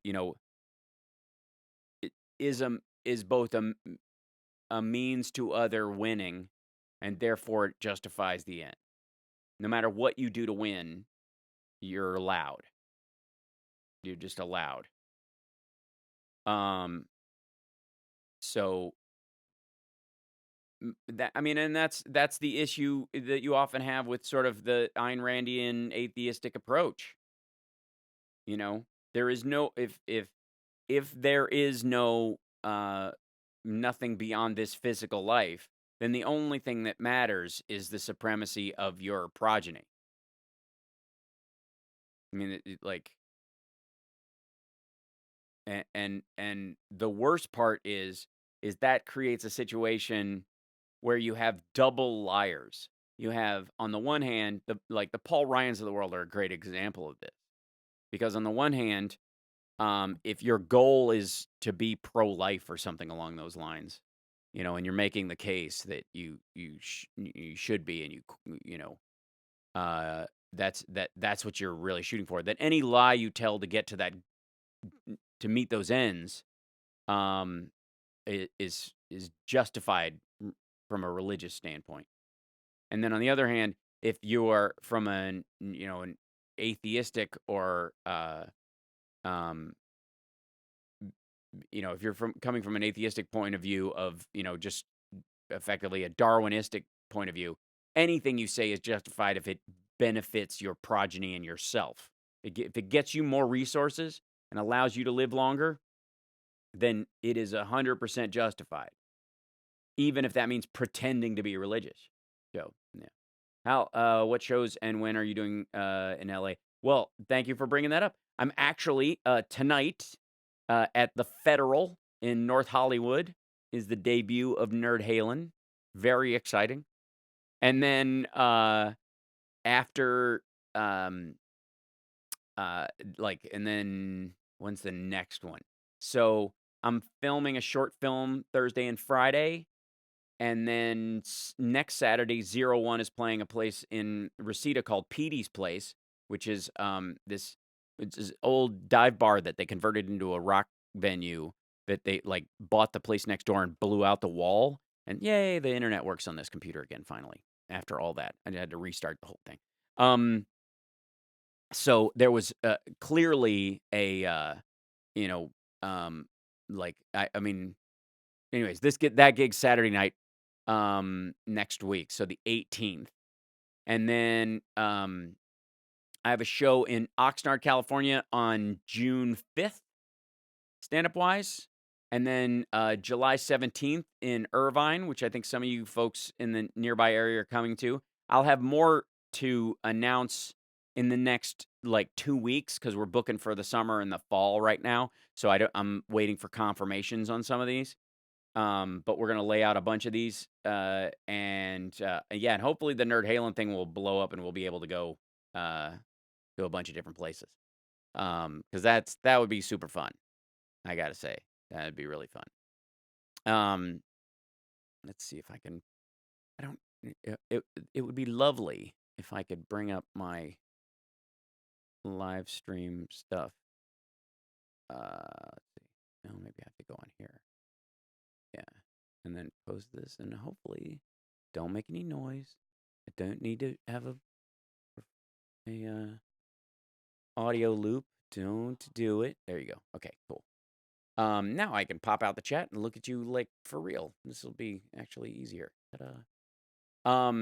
So the those are the gigs that are coming in the near future. I'm getting one of my goals is whoops, I don't need to print that. What am I nuts?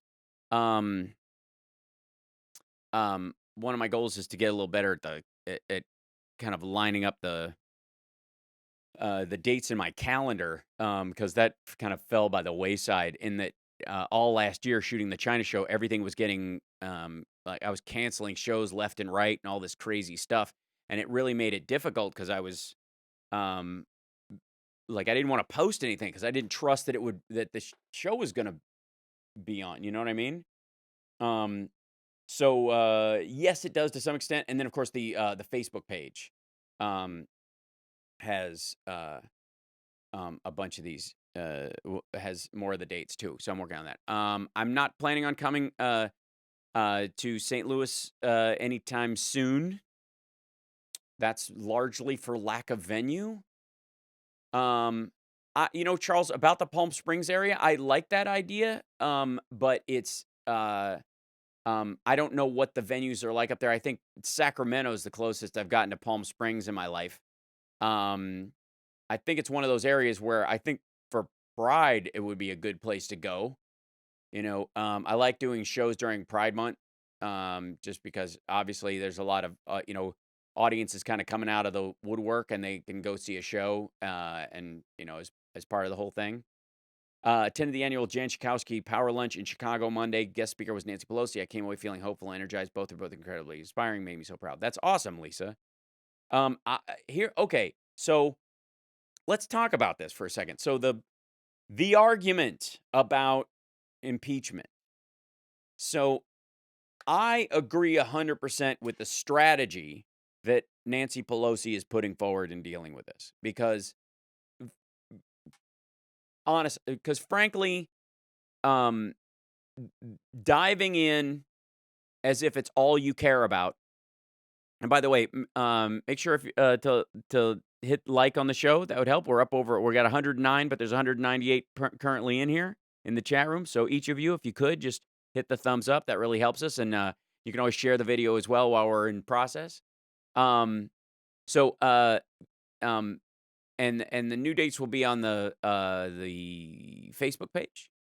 So that being said, let's talk about the impeachment idea. So the strategy from it seems from Nancy Pelosi has been to deny the idea of being of impeachment till the bitter end. Like, no interest, not doing it. Do not even pretend that this is what we're gonna, we're not trying for this at all. This is, we're simply investigating. I hate to say it, Trump will be reelected if in the impeachment thing or in general. Sociopath tweeted and retweeted over 60 times. Wait. Al Case Close says you're a literal, right? Well, hello, Artemis. Good to see you. It's so weird not to have to buy a Mother's Day gift anymore. It's almost 3 years since you passed. I'm sorry to hear that, Maureen.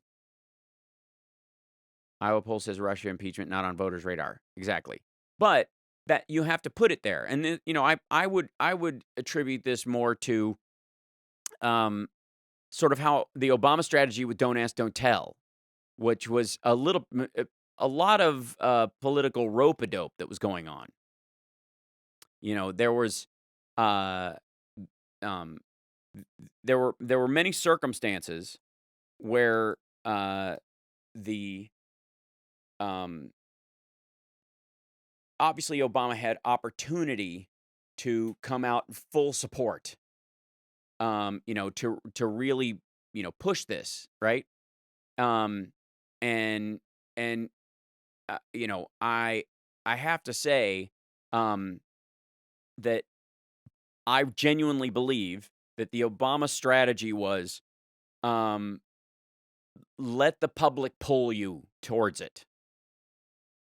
I mean, it is always a strategy of going, let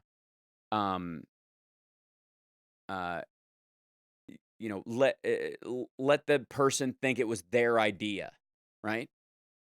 And I think that's what he was shooting for. I really do. So in the case of in particular about impeachment, I think what Pelosi's trying to do is stave off, we're not trying to impeach, we're not trying to impeach, we're not trying to impeach, we have no choice but to impeach. So I've thought the whole time, strategy-wise, that she's not stupid about that. And I think the goal should be and get the full unredacted Mueller report and the underlying evidence. Address the prosecutorial aspects that it is clear that Mueller left up to the Congress. Adjudicate that part of it. Then call witnesses that are that have to do with anything that's tangential to the Mueller report that was that he was not allowed to go into, that he viewed as outside his purview, to see if there is any depth there. And during that process, there's gonna be a ton of both opportunities and realities for perjury, because they can't seem to help themselves. After that, and again, you start calling those witnesses. You ask them to come voluntarily. If they don't come, you summon them. If they don't appear from the summons, you subpoena them. If they violate the subpoena, you jail them or fine them until they show up.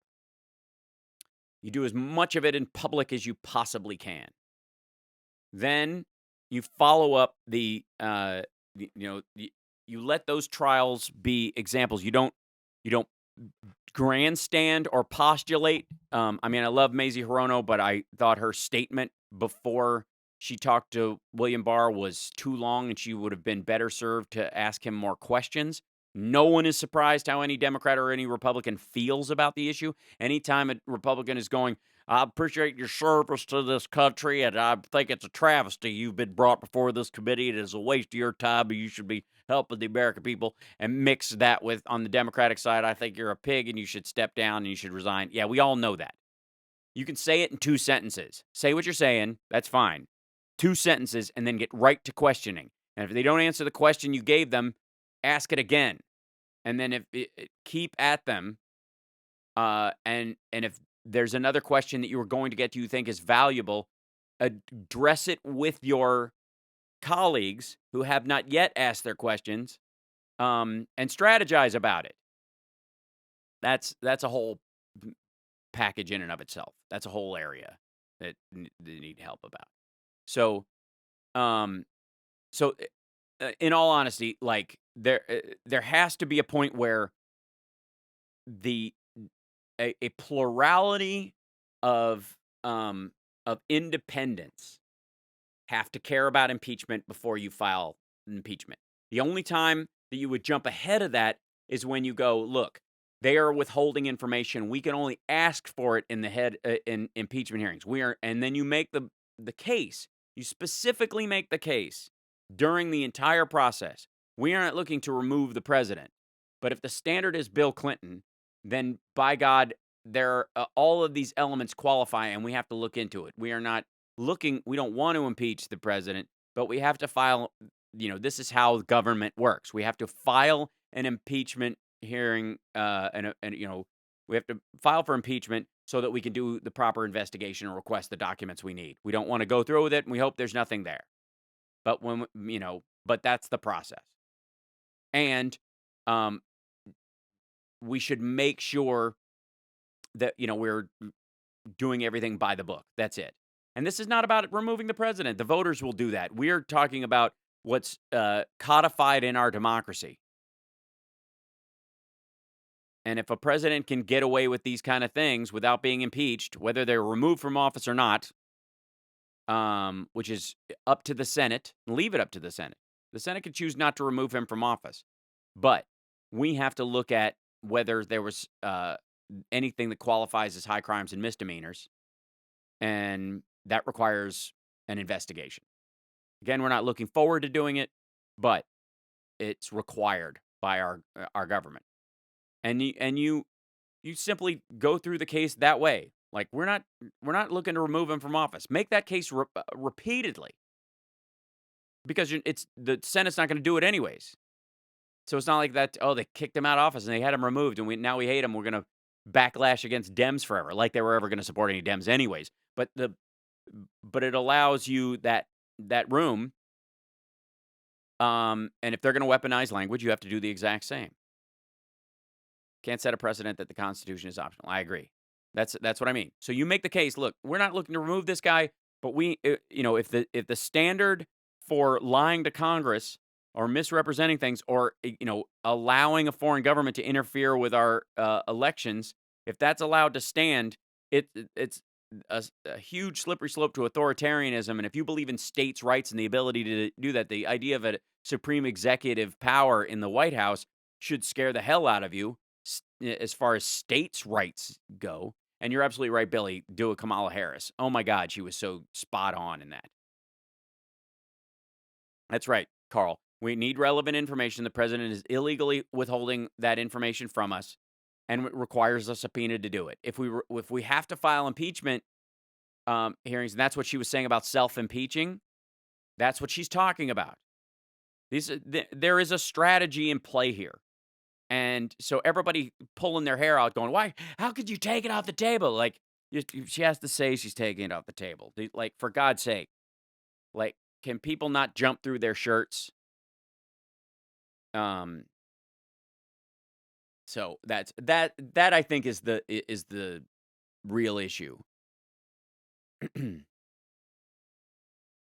need to, in legal proceedings, there's filings and refilings and all that. And I mean, if any of us have learned anything from the OJ trial to the Zimmerman trial to how they got Bernie Madoff, how they got Jared Kushner's dad, the back and forth and the drag on it, and the presenting a deal and allowing people to present evidence if they want to try to take the deal, and whether the cops think it's actually worth it to take a deal from this person. This is it's important. It's important to break down, this into strategic steps and not to panic when those steps don't look like what you want them to look like. Are any of you having a screaming headache? No, I'm not. You need to stop behaving like Democrats and do this right. Yeah. He hates to be called a loser, and mocking him will drive him over the edge. That I agree with. Has any media actually asked Trump why he's withholding in the entire Mueller report? If he has, it exonerates him. If it exonerates him completely, Seattle, Susie Q, they have not in particular. But his defense is, I'm leaving that up to to AG Barr. That's it. I want to strongly rate it. You can appreciate Pelosi's stature and political acumen. You can still disagree with her approach on certain matters, and I do in this case. Well, that's reasonable. But I also think that I think the recognition that there is a strategy rather than she's simply just saying, I'm not going to impeach no matter what. I don't think that's the case. I think she just knows that they have to go about the investigation part of it without looking like they have a single goal in mind just to get rid of him or, quote, undo the election. And the only way you do that is we have a right to do the oversight and we have a responsibility to do it. And we don't, we're not excited about the idea of removing him from office for this. And whether people believe him or not, this has to be the line. Being labeled impeached will kill him because Obama was never impeached. I definitely think he will take it as a mark. But then he'll tie himself to Bill Clinton and say, well, he was impeached and he became more popular. And that is arguably true. So, yeah.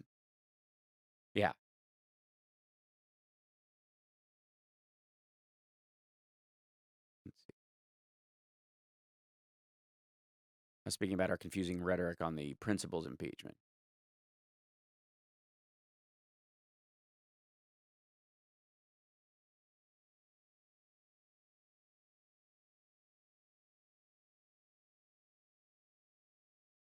Chat is acting up. Keep sending messages before I finish. What if someone dropped copies of full unredacted report in the offices of the Dem House committee chairs? I wonder what they'd actually do. Well, I don't think they would just dump them onto the internet because I think there's probably some classified stuff in there. But I think they would release a significantly unredacted version, if not completely. Because those other cases that are being tried right now, it's a big part of it. Public is not behind Trump. This is true. It's got 45%, 45.1, I think was what Kornacki was saying as his general baseline across multiple polls. Thug 45 is a psycho, and he'll wear impeachment like a crown. I mean, he'll definitely use it, the victimhood aspect of it. No question. Highest approval ratings ever within the past month. Still less than 50%, but in the 40s, literally. Well, that's because that's the lag time from the beginning of the Mueller report till now, too. And it dipped in the last 2 weeks. But he was impeached for sex, and Trump will be impeached for actual criminal behavior, and the economy was really good. Yeah, that's true. The economy was great and that's the difference, by the way.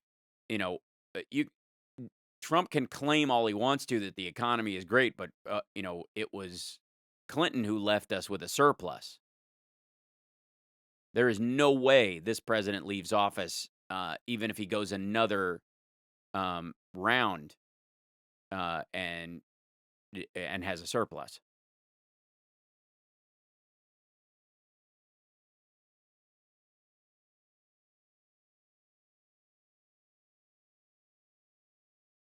Victimhood is Trump's default mode. Yeah, which is weird to me. If you're amazing, it's odd. This kind of put upon version of this, come at me, bro, would be a more appropriate. He will not get more popular. That's true. Can't tell. You can tell when he hasn't had his Adderall. This is also true. It's curious. Especially, like I said, when he's calling Joe Biden Sleepy Joe. And you're like, well, like, dude. Well, when he gives himself his own, like, self-soothing hug, when he's self-soothing and he's got his arms crossed in that weird way. Like he's rocking back and forth. Yeah. I would argue he is incredibly insecure as a human being. How of the crimes that necessitate the obstruction, what would be in the Mueller report and what would be in the counterintelligence or racketeering investigation? Well, the obstruction things, there's plenty in the Mueller report. I mean, for Christ's sake, like you guys saw, I brought up those. Hold on one second. Let me Mueller report. Let me bring it up again. It is. I think there's nine counts that are pretty cut and dry. I mean, I would argue that he's done it again this week by asking McGahn to come out publicly and lie. Clinton was impeached for his faults as a man. Trump committed treason, right? Why did he feel the need to lie about not knowing WikiLeaks? Yeah, that's super odd. I don't really, it's not my thing. That's what he said. WikiLeaks not my thing. What? What do you... Not my thing. Which is already an unredacted copy and is wondering just what to do with it. Yeah, I mean, that would be All the President's Men Part 2, right?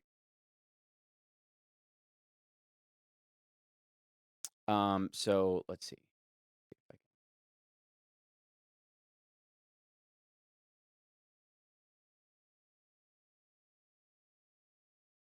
Volume 2.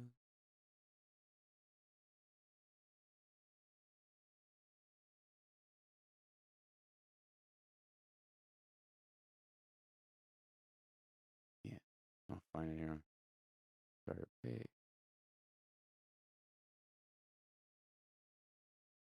Yeah, all the personal privacy stuff that's blacked out in the Mueller report, look for that stuff to all come to light, by the way. If anything's going to leak out of this, it's not going to be the stuff that says harm to ongoing matter, the HOM stuff. It's going to be all the personal privacy stuff. Because largely it's just protecting the president and his personal circle. So, yeah, okay, so,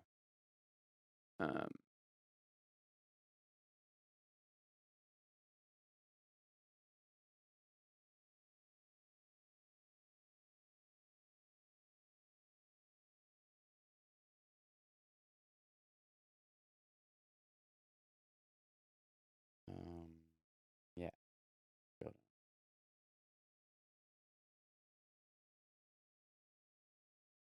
Yeah. Campaigns, so, yeah, let's see. Appointment of special counsel, efforts to remove him, the president's termination of James Comey, the president's reaction to the continuing Russia investigation about trying to get Sessions to unrecuse himself. That qualifies. Conduct involving FBI Director Comey and Michael Flynn. Excuse me. Now that we fired Flynn, the Russia thing is over. When he said that in the Oval Office to the Russians, if impeachment hearings become the only way to gather that information, so be it. It's your choice, Mr. President. It's now up to you, Pelosi. I wish. Well, that's where she's headed, Carl. I really believe that. I sent you a tweet this week. Did you get it? I think so. I think I spoke to one, or it might have been. I might have responded on Patreon. Whole Star report was personal privacy. Exactly. I think it's pretty much what you, yeah. I think that's exactly the plan. Pelosi is working in normal time, right? And I think there's an element of, like, you've got all this stuff that's going to wind up. The public's going to hate it. Do you dump it all now and have them forget about it because he's gish-galloped his way into nonsense, by throwing a bunch of, disassembling garbage into the political discourse like it's a chipper shredder? She needs to, we'll get more demanding impeachment if we make clear that then why we need it through hearings. She needs to articulate that. I don't think it's time for her to articulate it yet. I do believe she needs to articulate it, but only at that point. And that requires that period after the legal filings have been pressed. Because if they end up getting the Deutsche Bank stuff and the stuff from Mazar and the stuff from, and his taxes, then they don't need to file for impeachment to go through all the process.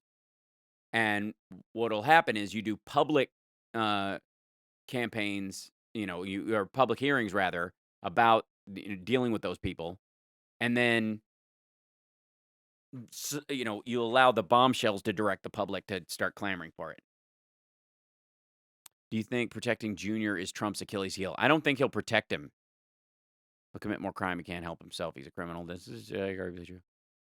Lindsey Graham's arguing for First Lady. All right. Is Robert Redford the same candidate in the candidate in the Winter Soldier? That's a good point. All right, he's a Hydra agent, so it could be anybody. Yeah. I think her murky language is part of her strategy. I think I completely agree. The dirt on HRC was that she didn't agree with government policy in private. That's yeah. And I think a lot of the you can make an argument that the when she was talking about the 30,000 emails that are allegedly gone, by the way, which by the way have never been found, and if you're going to make the argument that she endangered national security because she was using a private server, and yet nobody, including Russia, by the way, has managed to come up with those 30,000 emails, then I would argue that her server was sound and that her erasure and redaction tools available to her are effectively they were effective. They were functional.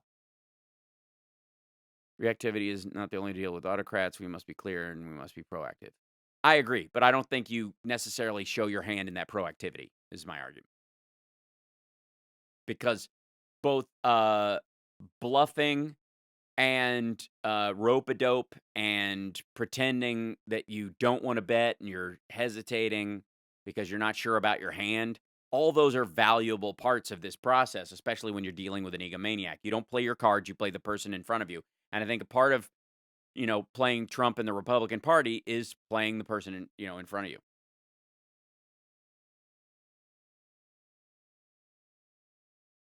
Yeah, that's the thing about Hillary's email server that's always struck me as the Achilles heel in that argument was if what she was doing was so ineffective and dangerous and left information open to foreign intervention, which, by the way, the Republican Party posted every voter's information on a website unprotected for days on purpose, and made a phone call. Like, let me read you what the actual URL is, and you can, cool, slow down. I don't do H's well. They're backwards. So don't even get me started on, the safety of it. And Trump inviting Russians into the Oval Office, kicking out security staff, having meetings with Putin with no notes being taken. I mean, it's absurd. Sending private messages to and from them on, written letters to be destroyed, essentially. Goofy. So the idea that Hillary is somehow is an example of being, unsafe with national secrets, and yet you can't find any of them. The emails had been on a mail server that was in storage because it had been upgraded. Can't say I haven't watched Rachel, but I download her show on podcast. She's a national treasure. I agree. As I was always afraid to bring this up, but since you mentioned it, I thought I should let you know that Mr. 45's arms crossing is a signal to other Klan members that he is one of them. Yeah? How so? Because I think it's more of an indication of him being emotionally cut off and weak. Because if you were gonna argue that like a big proud arm cross was indicative, it'd be one thing. But it looks like self-soothing to me most of the time. Mentioning BleachBit was intended to signal the Russians that she was using a Linux operating system. Okay. Now, someone needs to ask Comey if he was able to get into Hillary's server since he was so haphazard with the internet used by his assessment. Yeah, they weren't able to.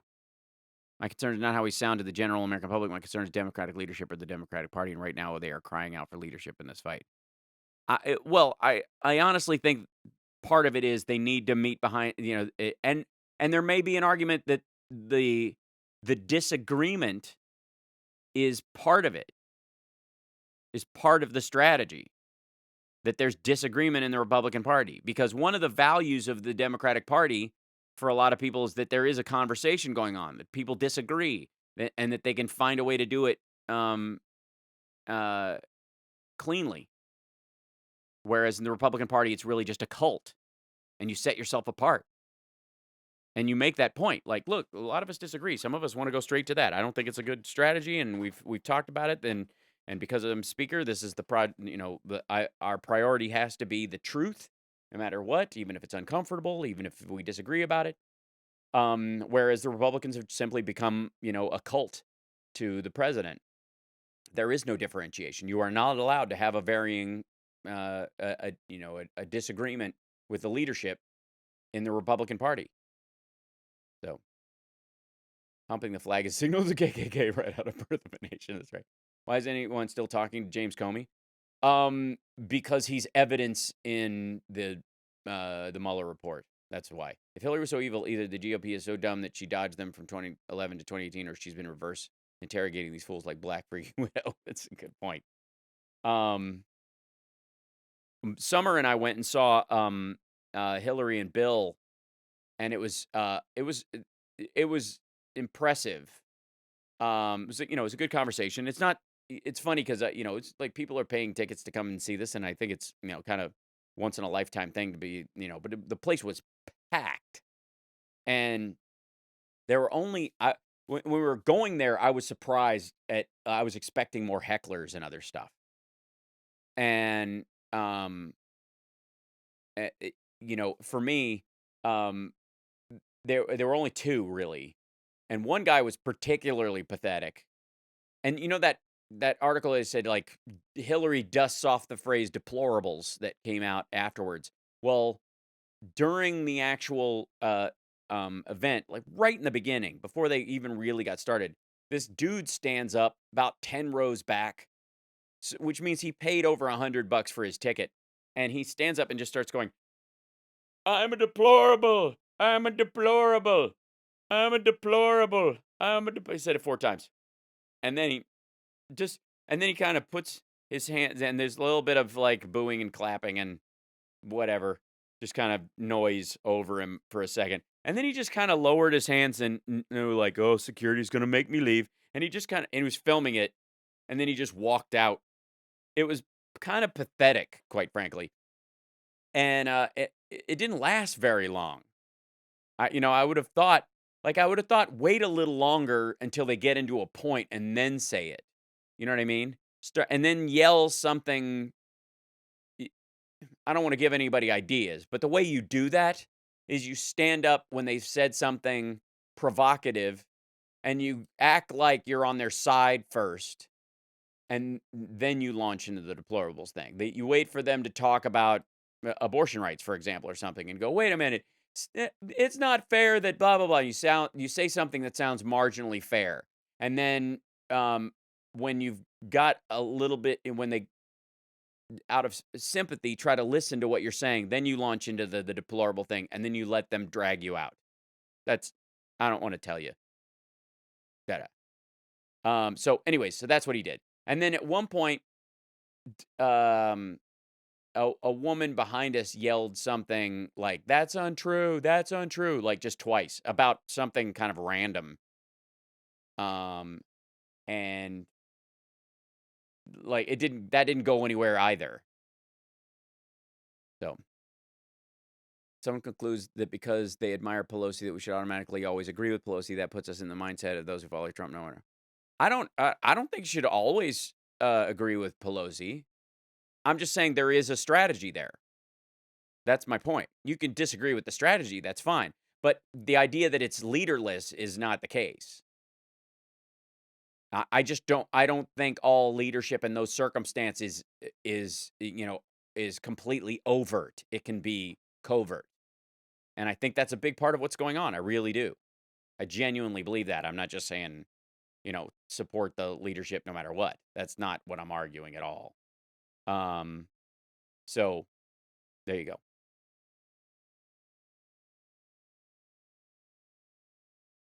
Yeah, I mean, a real-time heckler, yeah. Yes, admiring someone doesn't mean you always agree with them or never criticize them. For example, it was revealed that President Obama holds a similar view as me on certain things, but I won't reveal. Okay, that's fine. Well, Pelosi is aging rapidly. She's an older woman. If that had been me, I'd tell her to shut up and sit down. I think a bunch of people around her kind of yelled, but it just went away. Sometimes if you give those folks too much, attention, it makes it worse. You could do way more in some of those circumstances with a what the hell's wrong with you look than telling them to be quiet sometimes. I haven't had that many hecklers in my life, but I've both been in shows where I've, seen someone get heckled, and I've also had the occasional heckler in my life, and there are different types, and most of the time, if the audience is like, "What's wrong with you?" that does more to do it than "Shut up, you moron," because that just turns them on. That's why they're doing it, right?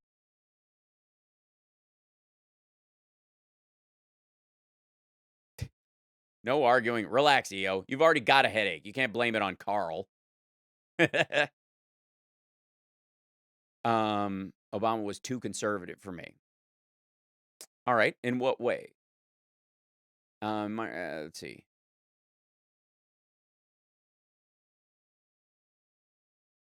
And again, these kind of disagreements are valuable. And Carl is very calm. He's is one of his defining characteristics. Although I did notice a spicy turn. And EO, knock it off. I did notice, Carl, that you had a spicy turn in your tweets for a little while there. It was a distinct, those ideas. So.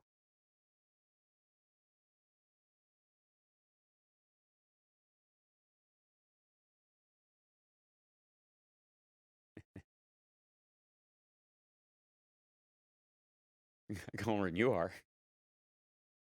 Shut the fuck up, Donnie.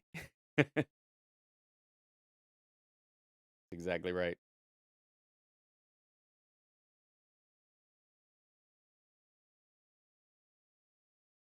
I use the attachment on my beard clippers.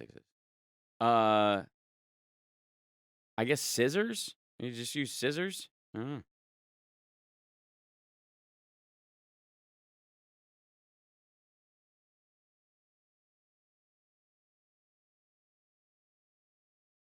I just got my new updated set list for tonight. I'm just very excited that that Running with the Devil made a case. Although I have to say, you know what Van Halen song I've fallen in love with because of Nerd Halen? Al didn't bleach his teeth today. I didn't. My teeth look yellow or something. What happened?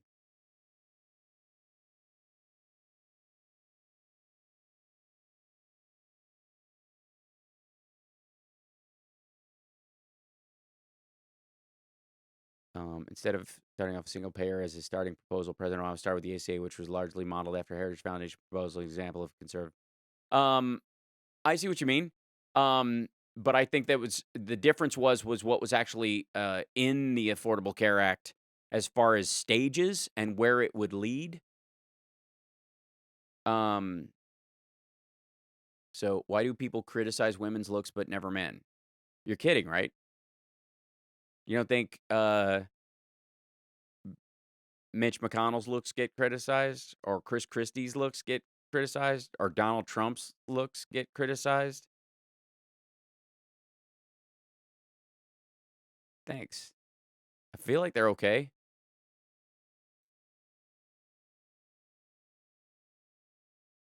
So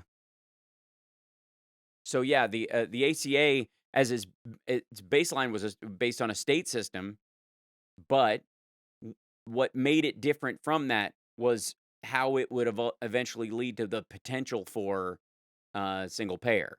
It laid the groundwork to get there for it to be available. What's with those eyebrows? What are you talking about? They're my eyebrows. Sixes, what's up with you? We're hoping that Hillary would come in and fix some of the ADA problems. You mean the ACA? Yeah. Once again, Ben Nelson, Mark Pryor, Mary Landau are never going to support a single player plan. Yeah, exactly, Milkman Norm. There was You couldn't get single payer or Medicare for all directly through because you had 12 blue dogs and all the Republicans who said, if you even try and lay it out there, I'm going to kill it. And if the ACA contains single payer as a potential system, as as a part of it, it will never reach the floor. So what do? Do you just, that's the whole, like, what's with the, right.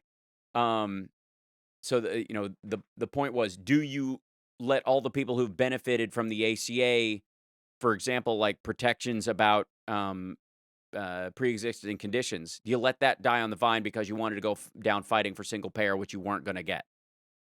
Do you do that? Do you not help the 24 million people that were helped by the ACA who are, not bankrupt and alive?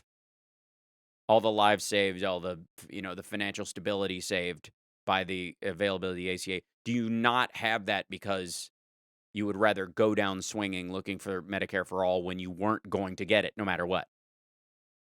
Because you hadn't had it so far, and it hadn't been passed before that. So.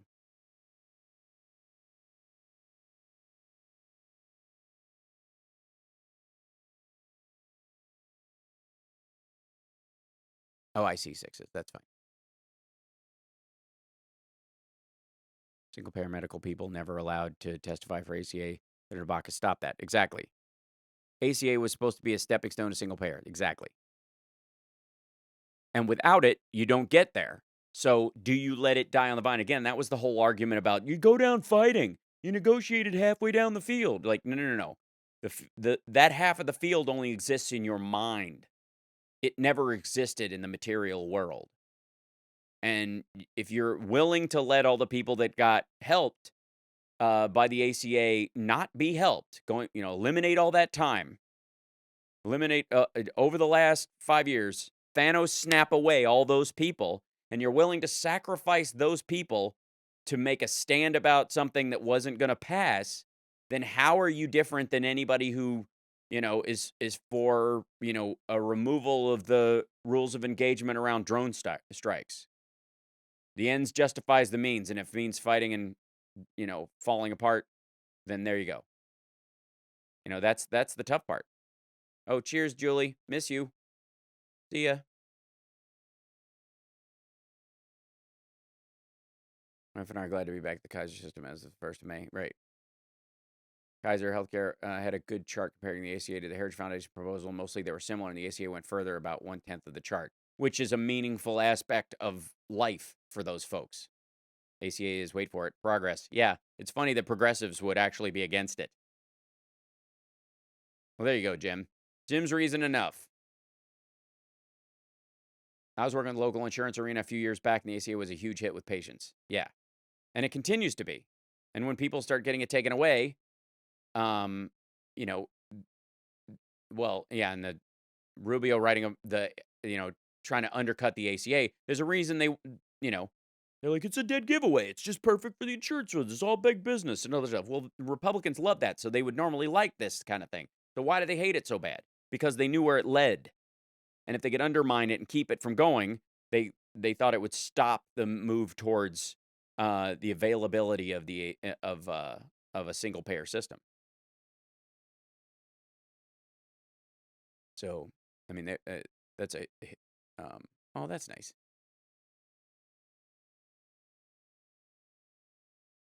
I don't feel so good. Said almost no one.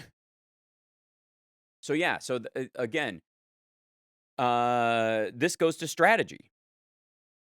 Do you take the wins you can get, or do you fail on purpose just so you can, self-righteously claim, to everyone else that you tried? Yeah, like, that's weird. The problem with the logic, Evernum, is that Reid couldn't get it through his caucus. No. As I said, if he started with single payer proposal, Rethugs might have been happy and relieved to get the ACA with a public option rather than being able to kill it with a dynamo vote. No, they'd already attempted that in committee. That's the point. The Democrats screwed up by not educating people as the bill was being written. They allowed the GOP to hijack the narrative. I think certainly there could have been a better conversation about it. Absolutely. specifically ACA Medicaid expansion in Illinois. Yep. Need to set a price for Medicare and let people buy it just like private insurance. Now, Monday, Pelosi reiterated several times when addressing holding hearings regarding Trump's taxes and Russia interference, saying this is not about politics, it's about patriotism. It's Congress's job. Yeah, that's exactly the methodology that I've been talking about. People and patients are always people, patients, and we always have the potential to be patients, want the ACA back at least where it was under the Obama administration. I agree with that as well. And I think that's part of Biden's current success right now on the field is this idea that we would return to that. Democrats didn't show up at the midterm election. We lost the House. Exactly. Can't exactly and part of it was because they didn't think they got enough in these areas instead of looking at it realistically. But I mean, the Republicans arguably run into the exact same problem. Your voters only give a crap during the presidential race.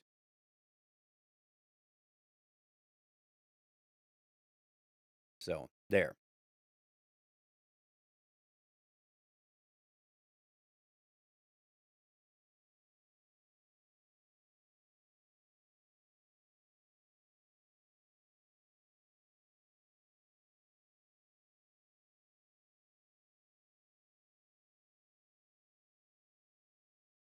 Trying to run through this, like, pause for a moment.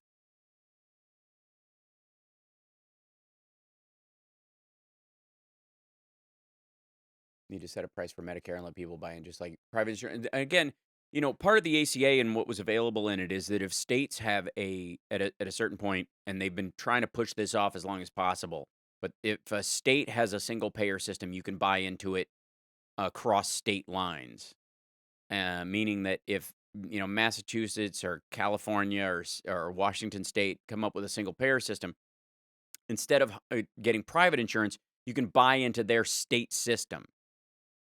And in doing so, you're not in a for-profit system, and the money that any kind of profit-like, value that comes from it goes to the state, fixing their infrastructure, paying for schools, and that kind of stuff, as opposed to a profit that's just kind of, either taken out by investors or dumped into, foreign governments' pockets in the form of like bond buys. I was there even if I wanted more from the ACA. That's why, even though I admire President Obama, I don't think he was nearly willing enough to flex in his first term. By his second term, he did. I don't know that. Yeah, well, I think he didn't have the ability to right out of the gate. So because they had, you had single senators being able to, block bills going to the floor, and they did. When you're like, no one would do that. Of course they would do that. Carl, yes, getting back to the Grove again, take a bit. I've been there, glad to hear it. In the groove, yes. Examples of his flexing, limited though it was, were the executive orders and commuting of sentences of many people with nonviolent drug convictions. Agreed. So I do see this as a strategy from the Democratic side. The problem with across state lines is that different states have special needs like black lung and the cold state. This is true. But you should still be able, and again, without if you've got pre-existing condition protections in private insurance, you certainly would have them in the state systems, and you could still buy into a state's single payer system. And then you'd have multiple single payer systems to buy into instead of one federal system that may or may not work functionally. You could go, well, Washington State's is terrific, so I'm going to buy into theirs. Oh, it's kind of lagging, and California's is terrific. I'm just going to switch over to that one. There would be literally a competitive nature for quality of care from the single payer systems in the states. Company's going to move several miles closer to me next year. Not sure if they're familiar with LA traffic, but the move will keep me from having to get on the 405. That would be lovely. Look at you. We killed in the House, but now we know how truly important the Senate is now in the future. How do we remind ourselves verbally and constantly? Yeah, well, the idea that some that anybody would kind of go, well, it's okay, I feel like senator, it's not that big a deal, and I voted for, we got the House. Literally, there is just simply no excuse, and obviously, there's a lot more vulnerability in 2020 than there was in 2018, but you got to show up and vote. You have to. Right now, my TRS health insurance only works in Illinois. I can't move until I'm old enough for Medicare. If I did, it would cost me a fortune. Oy. Yeah, that flexibility is part of something the ACA was, attempting to fix and was shut down. Senate still had the filibuster on all legislation and judges and cabinet officials. Exactly. So you have to have it. Got to go. Chores are calling. Bye, hell, see you, peeps. Thank you, Amos. Absolutely. And thank you for being a Patreon. I appreciate it. And let me know. Oh, so Patreon folks, the patches and in some cases scripts and T-shirts and stuff like that went out this week. So let me know in the chat if you got them or if you get them next, maybe next weekend. You can tell me too, or just message me. I just want to make sure everybody gets their stuff. I think the move towards STEM schools is great for producing tomorrow's engineers, but horrible for enlightening children about civics. Well, a lot of the STEM schools actually do have history. They have the baseline class as well. They just focus on the other ones. Students in Colorado gathered to mourn a friend lost in the shooting, but walked out on a congressman in support of gun regulations. Go figure. Did you hear about the shooters in that case? Because one, the main one, I need to so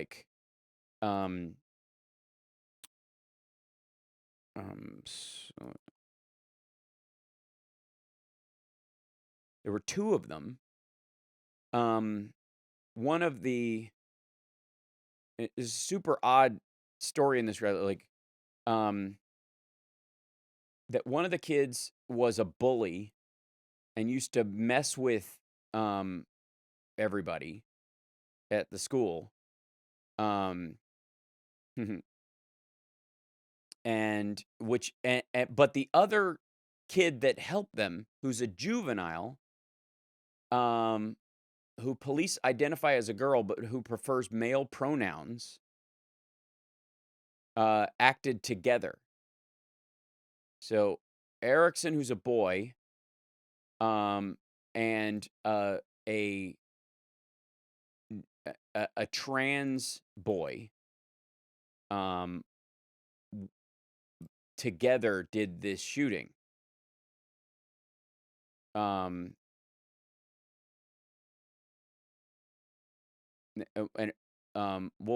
wasn't a girl. One was, a trans boy, biologically a girl, but prefers male pronouns, it said. Which I mean, we are truly 2019 right now. If you're looking at, there's your inclusion, and it's not good in that regard. But that's kind of an amazing turn of events that one kid who's seen as a bully and one kid who is, the general argument would be made is the kind of person who often is on the receiving end of bullying, in theory, paired together to do this shooting. It's super peculiar.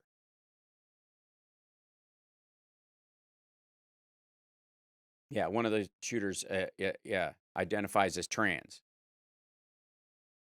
And that's an interesting thing too. And again, Carrie's not here, so I don't know if we want to get into this whole conversation with her or without her. But one of the shooters identifies as trans or is saying that they identify as trans. That doesn't necessarily mean that what they're saying is genuine. You know what I mean? This could just be psychopaths trolling. You know what I mean? Unfortunately, schools promote a lot of hate. How so? How your mail is arriving in my box later today. Now you're just flirting, Carl. Maybe the bully forced the other kid to help him. I don't know. Or thought they were male while being born female. Well, I mean, legit trans, absolutely. But again, like I said, you cannot know in this circumstance. Is the kid legitimately trans? Is the kid claiming to be trans as a way of, messing with people? Is this the the equivalent of having a a manifesto to mess with people? Remember, the original shooter was a 16-year-old girl in 1979. She did it because she did not like Mondays. Bob Geldof wrote a song about it, performed by the Boomtown Rats.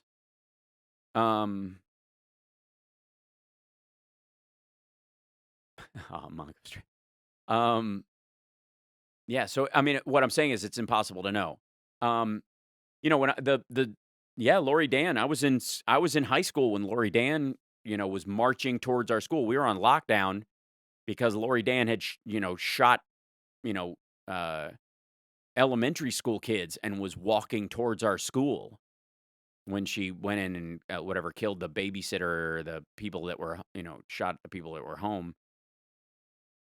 The fact there were 2 school shootings within days of each other should be alarming. It was almost a decade after the first Columbine shooting. Now they're happening almost weekly. Lori Dan was a woman who walked into an elementary school class with a gun and said, "I want to teach you kids about guns," and opened fire.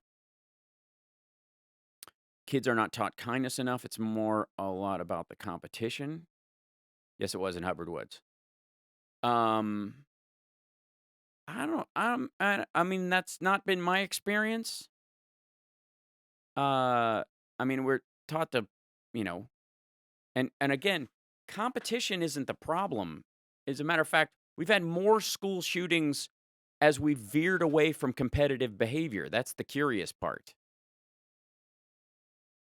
And I would argue that a lot of them, it's not related in that regard. Hey there, I was just stopping in to say hello. Hey, free thinker. Yes, appreciate it. Thank you. I would make, I would not tie school shooter behavior directly to schools. I would say that there are a lot of mitigating secondary factors from emotional, physical, and sexual abuse to antisocial personality disorders to personal mental illness issues based on abuse to drug use to fascination and oversaturation of both conspiracy theories and those kind of things. There's so many moving parts that to lay it at just kind of school curriculum, I think is too on the nose. We Dems really could use some good marketing tips. I try to give some, Cheryl P. Chris Kennedy says went to Catholic school near here in Hubbard Woods. The DNC or the DCC, instead of running more middle-of-the-road candidates across the board, should run outright leftists in districts like AOC's and more purple people in red states. Well, they kind of are. And that's exactly what's happening. Parents push kids to perform way too much. I don't know that that's exactly the case either, because most groups known for pushing their kids to actually perform, those aren't the kids that snap. Those aren't the kids that do it. As a matter of fact, it's disengaged parents traditionally. Yes, everything you say, you are saying is contributing. I'm trying, Liberty. Yeah. I honestly, like, I do think it's too much on the nose to lay school shooters at the feet of schools, because we've all known kids who kind of were on the margins, and it didn't really have to do with what the lessons they were, or every kid. I mean, school shootings per capita as human beings are rare. They're more rare than suicide, and they don't teach suicide in schools in that regard. You know what I mean? We wouldn't say that.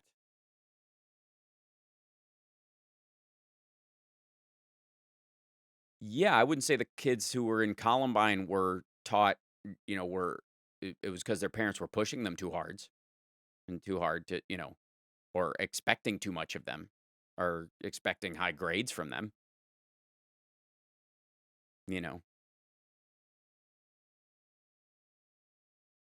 Like I said, there are too many moving parts in most of these circumstances, and a lot of it has to do with abuse and mental illness, that lines up with why these things happen. That to lay it at the feet of whether or not you study the Scarlet Letter in school or play kickball,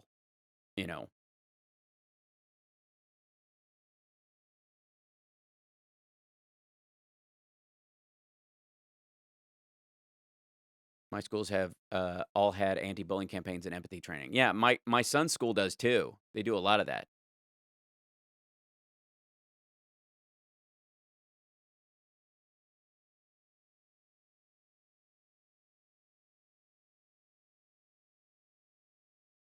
Yeah, most of the time in these circumstances where you have a shooter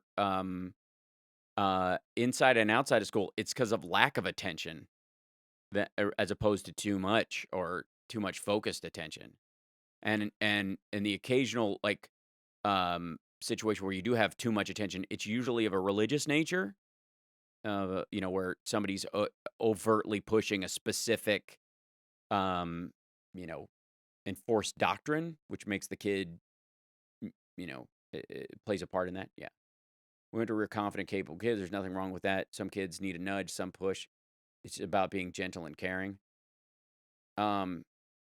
Texas tower shooter had a brain tumor. Right, exactly. Liberty, just because oligarchs seem how easy to attain education, good high school diplomas, lead to an educated populace willing to buck the trend during the Vietnam War. Tried to find ways to chip away at the middle class and make higher education more expensive, harder to obtain, while reducing the number of good jobs requiring only a high school diploma.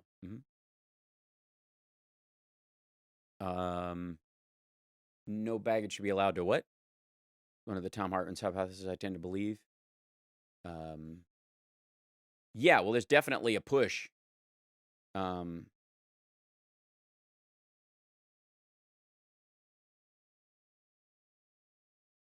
dead in Ohio, where too much attention leads to suicide for someone who can't stand the pressure. It's interesting. Some of the, after 13 Reasons Why was on, they did a study that simply discussing suicide more often and dealing with it more openly actually led to more, because it creates this cascading copycat effect on kids that are on the verge, and the same thing is arguably true. Competitive sports and competitive activity is not what leads to kids doing this kind of stuff. It's often the softening of that. The school shootings have gone up the more we've done things like participation ribbons and and stuff like that. And it's the argument about like roughhousing with kids. Hal, time for some hubby snuggle time. Have a great show tonight. Thanks, Lisa. Enjoy. What about $1 trillion platinum coins? Speaking of Tom Hartman, right? So, people have always been competitive. This kind of stuff didn't really start happening. It's one of those things like we were better at dealing with homelessness in many ways in the 80s than we are now. Because we hit it head on.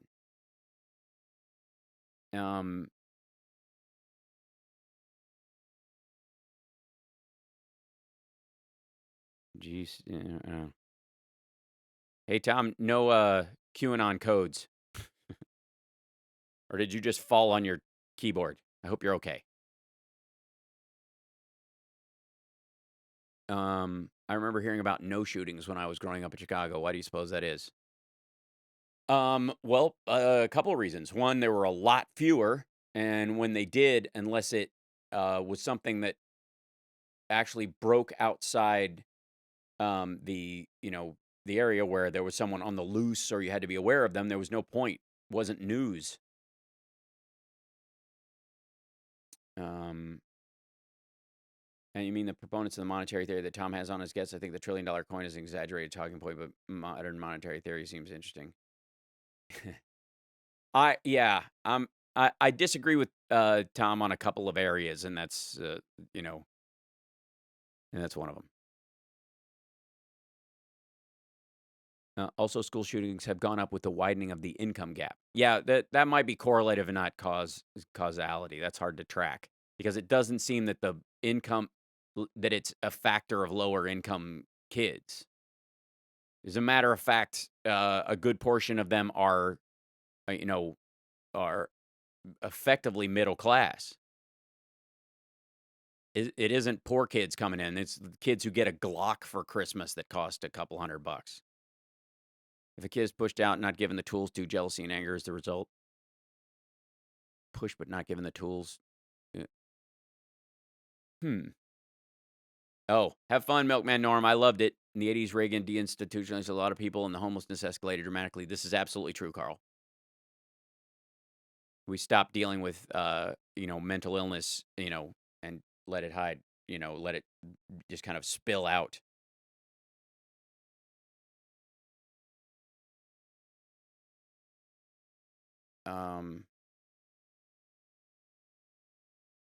But how middle class? Pretty middle class.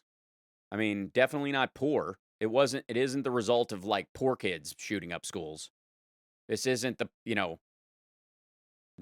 most school shooters don't by any means fall into the area where they're, it's never been a poverty issue. I'm curious about the ratio of parents of school mass shooters in general, Republicans versus Democrat. Yeah, it's hard to say. I mean, obviously the kid who did Sandy Hook, his mother was a prepper. So, I mean, and I wouldn't even in those circumstances lay that at the feet of a political party. I don't doubt that she probably watched a lot of Fox News, but I wouldn't even hand that off to them that's how she ended up the way she was. She's, a nutcase. Those homeless are no longer homeless or around. Homelessness today is a different route. I have data.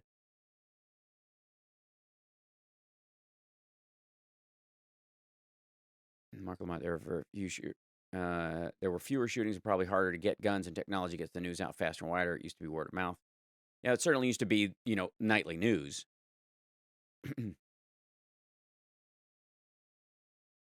The irony, Pamela, is that they had this whole thing in the Republican Party about how, they viewed this is one of the conspiracy theories that you're going to lock up people who were politically different by using, claiming that they were mentally ill and all this. So we had to eliminate the idea that you could institutionalize somebody without their permission. And even if they weren't capable of doing that, and so, there was this paranoia around it. And the irony that these are the same people who want to force women to have a vaginal ultrasound, which would give the government the right to insert something into your body, all abortion related or fetal health aside, the legal precedent set by allowing the government to order someone to put something in your body is how you eventually get to chipping people under their skin, if that's what you're afraid of, and yet they seem to not know, not make that connection because they're idiots. There were 0 AR-15s being bought by civilians. They weren't available. That definitely it was certainly a fixation. I would argue that there's an element of lead poisoning, and I think the rise of unventilated gun ranges has caused a generational issue in certain families. So you got a bunch of kids with prefrontal cortexes that are all chewed up from lead poisoning. That could be part of the violence in Chicago. It could also be part of the violence from some of these school shooters. And then the fact that you are basically putting kids on meth in the form of Ritalin. Yep. Daddy didn't give attention. Oh, the fact that mommy didn't care. King Jeremy the Wicked.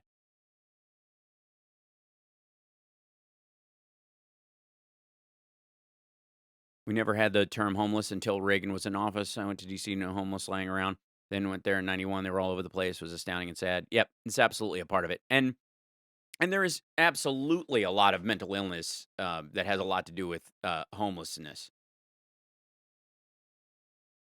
There's obviously, a lot of factors, but there's certainly, especially go to Los Angeles here, but besides drug addiction itself, there's clearly a lot of people who are,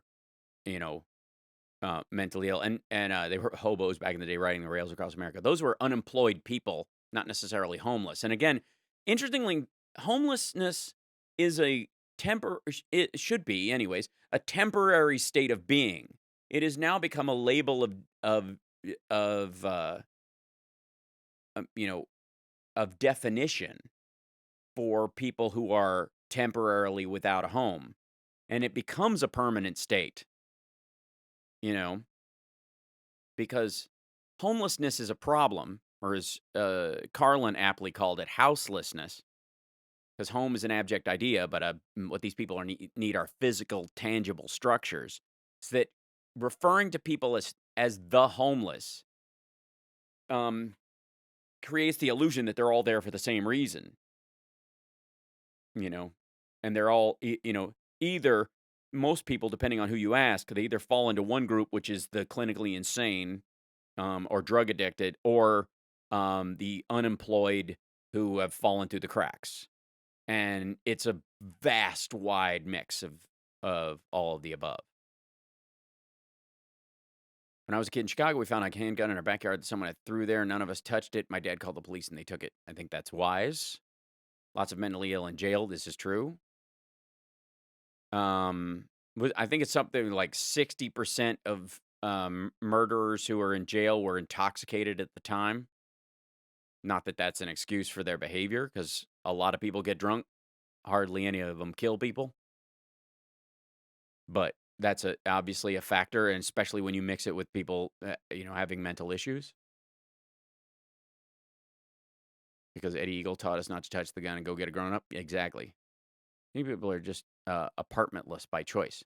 This is true. Shelter is a human right. Technically, it isn't.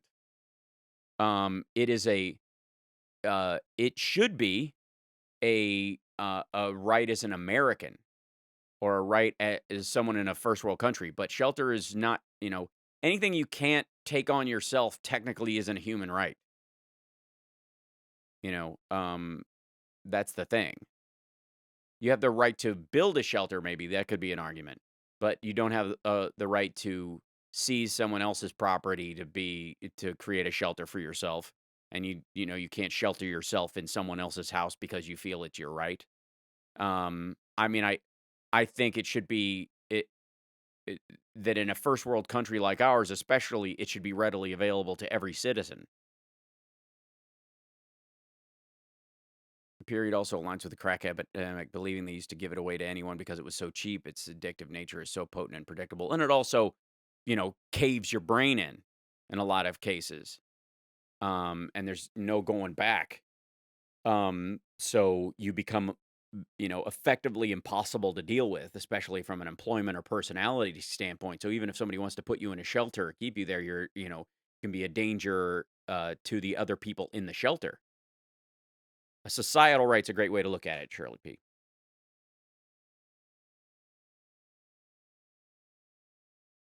I think we should make it a priority as a country to have a baseline available shelter for every citizen. The problem is, will it be in big cities? Because that's what we often try to do, is that big cities are the ones that have the money, and because they're trying to solve the problem right there, we're like, well, all these people are laying on this street right here, so we'll build a building right over there, and they can all just get off the street and go in that building, and they never do. So, it just becomes more of a sprawl, essentially. That's been, traditionally the way it goes. So the question is, do you set up a situation where you categorically create institutions for people who mentally can't handle themselves, and you create an opportunity to, basically like barter town kind of ideas, where you've set up a series of tract homes in a city that's, literally like, hey, if you're homeless, you can go live in this town. We'll provide you with tract housing in this area, but you have a responsibility while you live there to not, commit a crime, do anything, but you'll have available, water, available food. But the idea is, it's temporary unless you can prove you need more than that, blah, blah, blah. You try to actually create a benefit to leaving it, to moving up, for your own sake and for your children's sake or your family's sake. And if you're not capable of that, then there's another outlet for you. It's very complicated. And the problem with just saying, homelessness in kind of the abstract is it creates a situation where you're treating you've got a hammer so everything looks like a nail. Puts a few of the mentally ill in institutions or most in jail due to lack of hospitals that offer mental health care. I was shocked by this. Yeah, that's very common nowadays. Plenty of space in the U.S. for everyone. It's just folks want to live in certain more desirable places. That is the problem. It's not the problem. It's the challenge. People will always move towards big cities. That's always been the case. I don't know necessarily that, you can blame those people for wanting to go where there are jobs, where there are opportunities, and where there are people. And certainly people who live on the street who are sort of, this has become a lifestyle that they're, have effectively become accustomed to. You're going to go where big cities are because that's where the most handouts are. There are people who, there are homeless people who have turf wars over certain intersections because they know that's where the drivers with the most money to hand out always are. That's next level homelessness. And that in and of itself is has to be factored into the thought, that that these are, if the city is a whale, some people will be barnacles because it's effective. I would dread the way we see modern day Barter Town like Mad Max, Thunderdome. Unfortunately, we're one election away from heading in that direction if Zone win 2020. That's entirely arguable. It is a difficult topic. That's why it needs to be talked about. How do you get there if you don't talk through the uncomfortable parts? And that's always been the issue. And I think, again, this is why I fight the idea of that, that labels solve stuff, or that if you don't get the right label or you use inartful language, that somehow your principle is wrong. Because a lot of times when you are working your way through the uncomfortable parts of this, you have to be willing to be wrong. And if you're afraid to be wrong, you won't bring up anything of value. So, thanks, Sixes. Good to know that. How does it taste? You said raccoon poop is very black, but the Sixes won't tell us how it tastes. I don't. Don't forget, guys, patreon.com/HalSparks. Please, please, please consider being a Patreon for $5 or $10. Help us solve this radio issue, because that's where the funds are going. Really appreciate it. Is that a first aid kit in the background? Hal's ready for a zombie hunt? No, that's that one over there. That's a human organ for transplant lunchbox that I use to hold all my wires. Hold on one second. Since I don't need these things, I'll show you. Hold on. All my wires are all over the place. So I have to have a kit of the stuff that I need. So I got this to hold all my stuff. Ta-da. There you go. I got it at a gas station in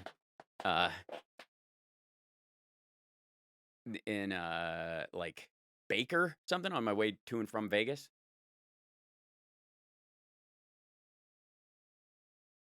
Oh, there you go.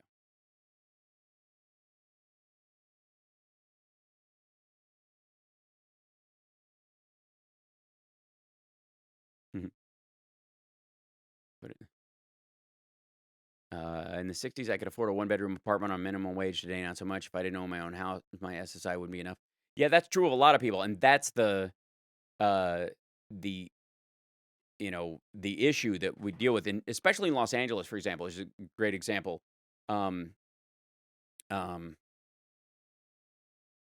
Patreon subscription is a great way to just kind of like, help out the show on a very, low and smooth way. It's great.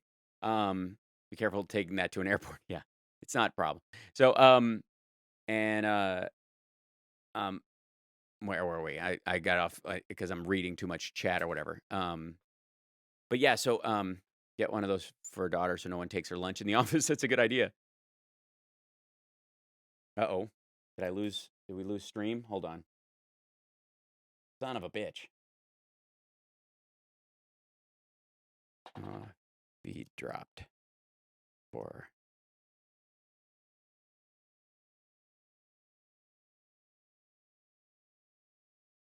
fix it. Hold on one second, you guys.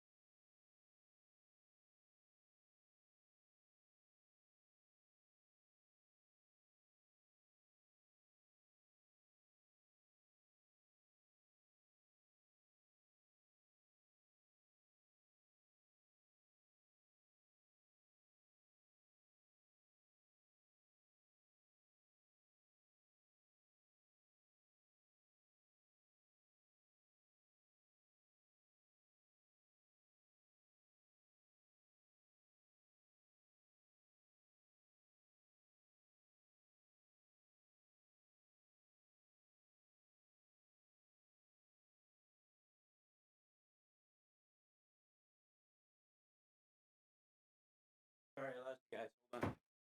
I did go reset the thing. Da-da-da. I put that up just in case. So, hi. There we go. Sorry.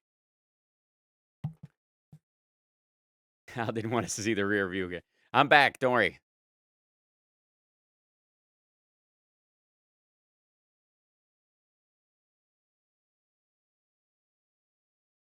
I must be doing something naughty. No, I had to run in the house because I think somebody was using the internet. And it was what was causing me to drop off. I had to restart the feed again. Perhaps keep a notepad open with links to Patreon homepage, maybe social media, anything you want to post. The regular question, you can throw them up at any time. That's a great idea. As a matter of fact, if you'll look in the below in the description, there's a link to all those things. So in the description below the show, you'll see the Patreon link, my main website, Instagram, Twitter, Facebook page, all that kind of stuff. I put that in every single time. So yeah, there you go. So like, but if you do that, I could probably, I need little graphics that come up during the show that actually do that. And I have some of them, like this guy and this guy and this guy. That's good. So I did make some of them.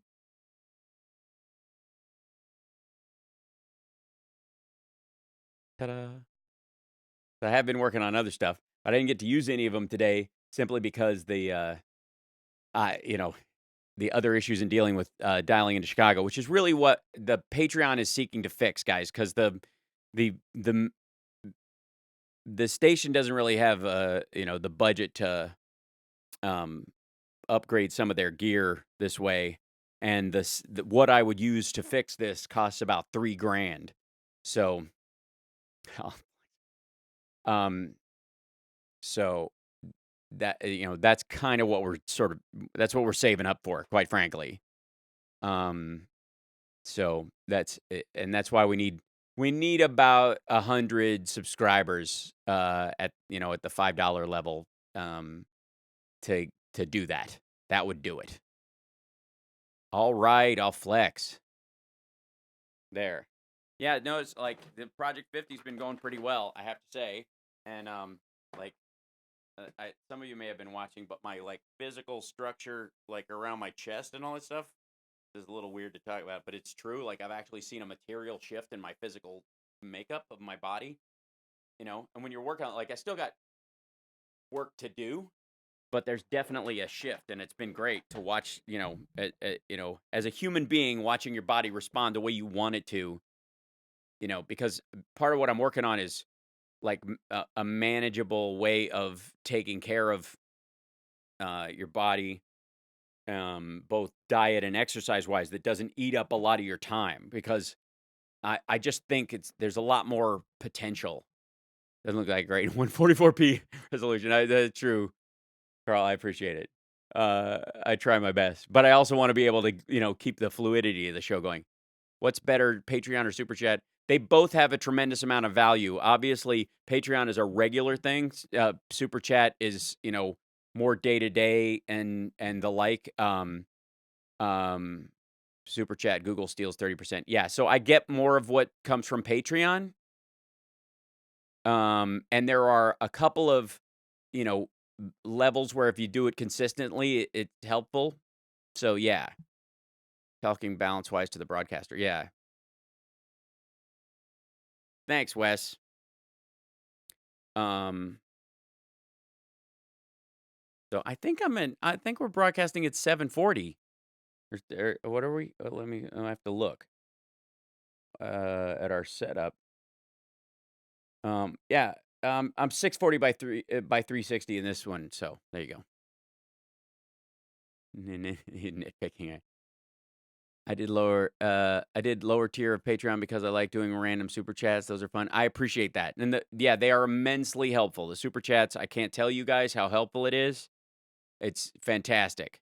I give you 998, so you only got 666. Right, which I appreciate.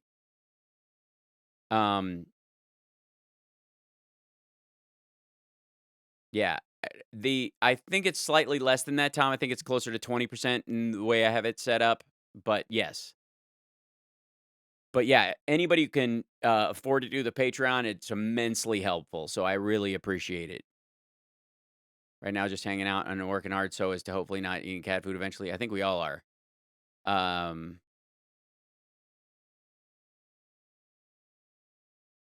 Way to go, Bill. Yeah.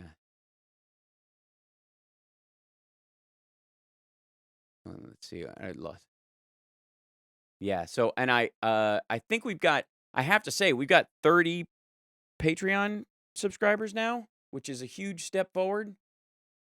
Considering that before that, before we did this, like started actually doing, we got 31. There you go. So we got an extra one. Somebody, who signed up today? Who was that? Yes, I know. Oh, Ginger did. No, yeah. Oh, no, I have to look. Patreon. So.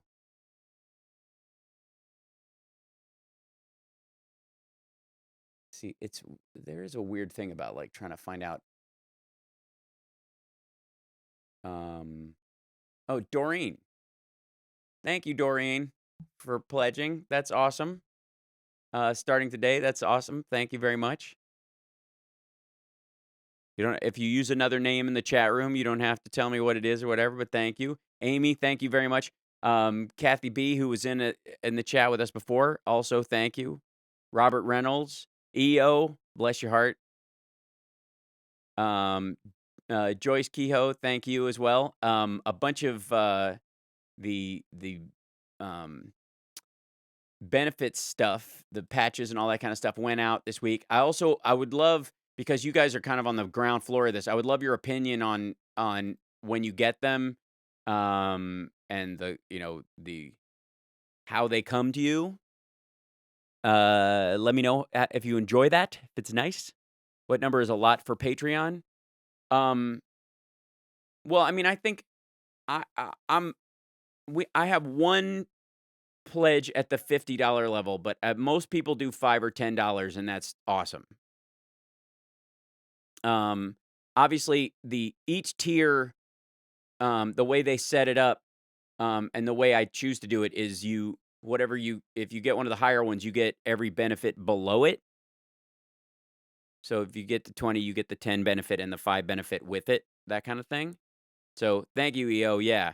How does Patreon compare to subscribing to a podcast? You subscribe to the NG show. Well, I don't know how they do it. So is it a carrier pigeon? Yeah. Absolutely, Billy. If you don't matter for discussion, someone's streaming, we're not thinking that's a bad place to be. Okay, that's good. I use Patreon for other streamers and such, so easier for me, though. I still may throw super chats for 666 grants. I appreciate that. That's lovely. And we will do the occasional super chat fundraiser too, to help with that. But yeah, if everybody who was in here was watching could do the $5 level, that would solve the issue. We would be able to fix the audio issues entirely with the station by the end of summer, I think, would be the goal. We're going to have to, try a couple of options and make sure that Chicago has the proper gear and setup to make it work, but that would solve it.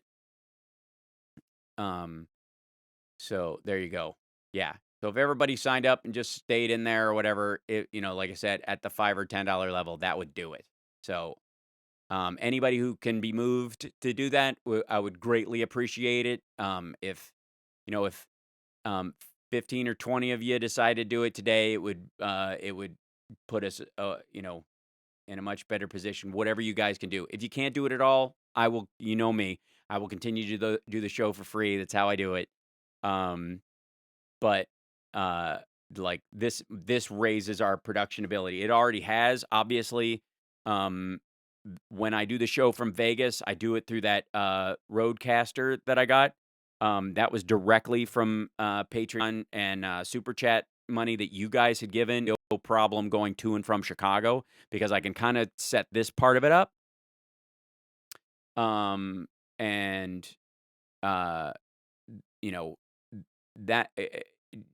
would be stage 2 on that. So that's where your Patreon help would go if you care to do so. It'll the priorities right now are fixing the tie line thing with Chicago, which I think what it is I ultimately think we have to switch them to a Zephyr system, which is about $3,000, and they don't have the budget to do it, so it's something I would have to bring to the show. If they had it, they could use it for Doris and everybody else. The tie line system that I've been using, and I use this app to do it, and I use an iPod Touch with this iPhone app that they have on there, and that's how I link up. It works, but Tieline, the company, has not updated it in a year, and I'm worried they're going to kill it. So it leaves us kind of in a lurch. I may end up having to do some sort of, VoIP subscription service or something to fix that in the interim if it dies in the next little bit. So that's right. I know it's kind of ironic, the Zephyr thing. But yes, Tom's a Patreon a patron so thank you, Tom. And the like ratio is good today, you guys. I really appreciate it. Yeah, we got 131.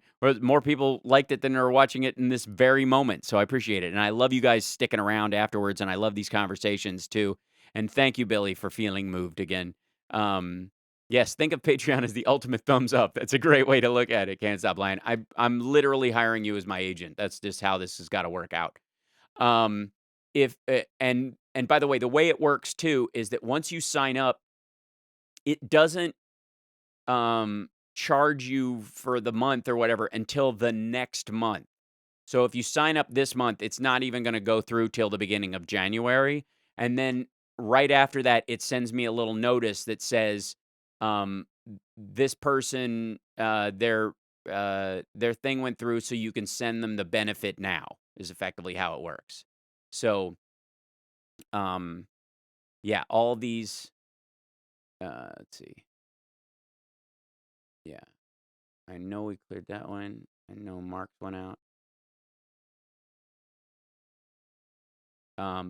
And so you guys let me know when and if you got all your stuff. Anna and Lucky, those all went. And then, and then I know this one went out. Jonathan's went out, so we're good. So it'll let me know, in the months, like a month later, essentially. So if you sign up today, that's how it works. Did I say January? I mean June. Yes, June. Thank you. Because it's May. So, but if you sign up for now, it wouldn't be then. Getting it today, and I'm not flirting. You did not answer my question back there. I'm curious as to how the money is distributed, split Super Chat versus Patreon. The Patreon has just like a service fee, I think, is effectively how it works. Let's see. I'm looking here. Yeah, so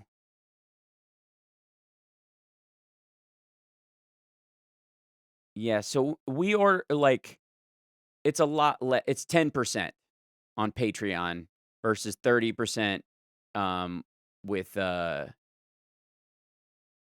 think 22% after everything in Google as far as Super Chats go.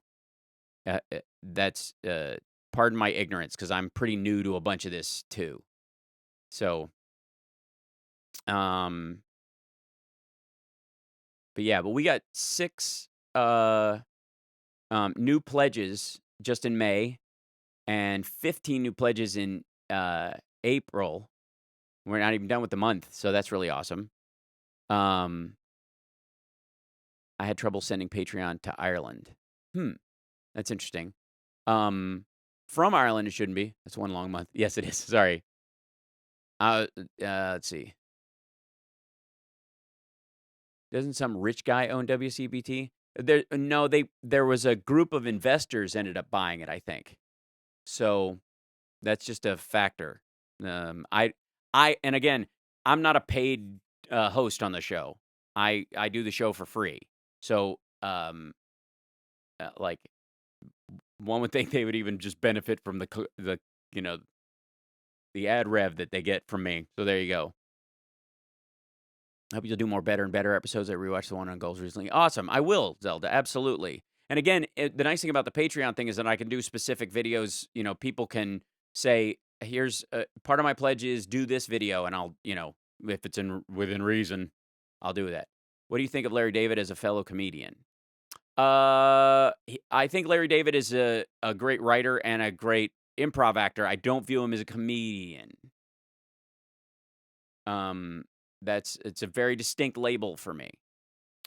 He's not a stand-up, never has been, that I'm aware of. He may have tried it or done something, but he certainly isn't now. So, first ice cream truck of the year is here. Yay! Wow, that's awesome, Jim. So yeah. So let's see. Yeah, we've definitely seen a like chart-wise, it's been a spike. Now, granted, up until I started this push, we effectively had 6 subscribers. That was it. And there are no former stand-ups. There are people who do stand-up, and there are stand-up comedians, and there are people who failed at stand-up comedy. There's no gray area for me. So he's a comic actor, and I respect that. His skills and his timing are fantastic. The right-wing caller from the show would be aghast that you do the show for free. It would call you a socialist for sure. I know. He should subscribe to the Patreon just to prove, socialism wrong. See that? See what I did there? Love Larry David as Bernie Sanders. Yes. Absolutely, K. Parrish. Glad to. So, yeah, so the goal would be if, the goal right now is 100 patrons. And the nice thing about getting, I've made the $5 level is the Blue Patch Brigade. So everybody, you may or may not know that the blue patches, the symbol patches that I send out, if you have one of those, and I'm coming to do a show in your area of any sort, band, music, what have you, if you have one of those, you can bring a guest for free. So it more than pays for itself in one show. You know what I mean? It's like 5 months of being a subscriber in that instance. I basically just put you on my list. And I worked that thing out with the clubs like a year ago when I started doing the patches for the, like the hardcore followers of the show. And like Carl joined at the 5 level, and he's already got a blue patch from back when I was giving them to kind of select members. And, but because he has it, he can give that to somebody else and they can bring somebody. So there you go. Hal earned a Patreon for answering my LD question in all of his shows. Oh, well, thank you. Thank you, K. Parrish. I appreciate that. That's great. So, yeah, so that's the kind of, yeah, we got 12 new ones. That's cool. In the last month, I guess. So, yeah, look at the creator account page and see that. So, yeah.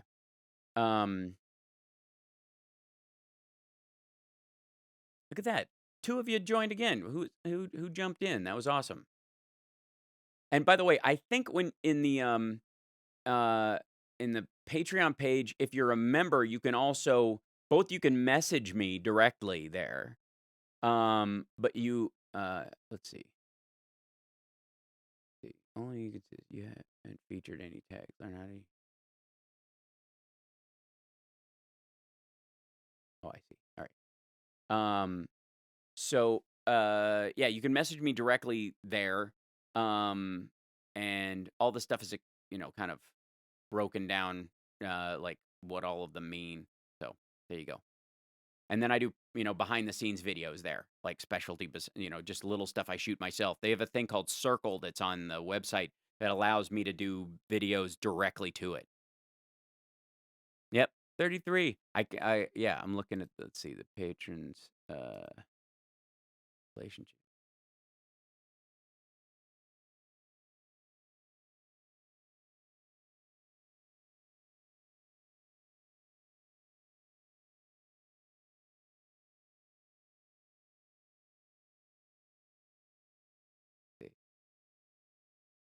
don't know why it doesn't show me exactly where. There you go.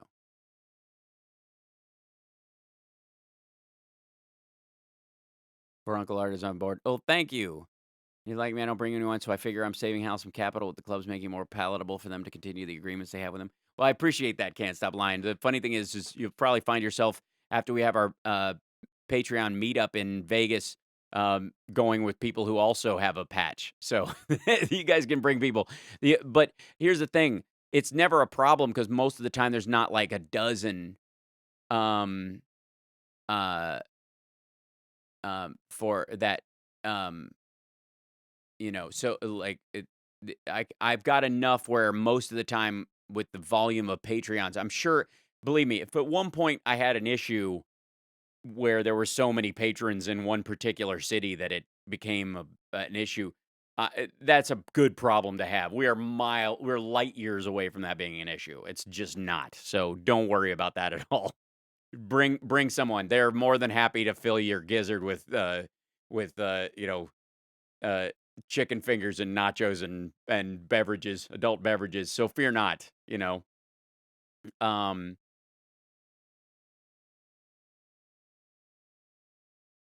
I'm for unclear teas too, Jim. What? Let's see. It's pretty amazing you do the show for free. Truly a passion project. Yeah, I've been doing it. I've been doing radio for 10 years now, like maybe a little longer, including all the hump days with Hal.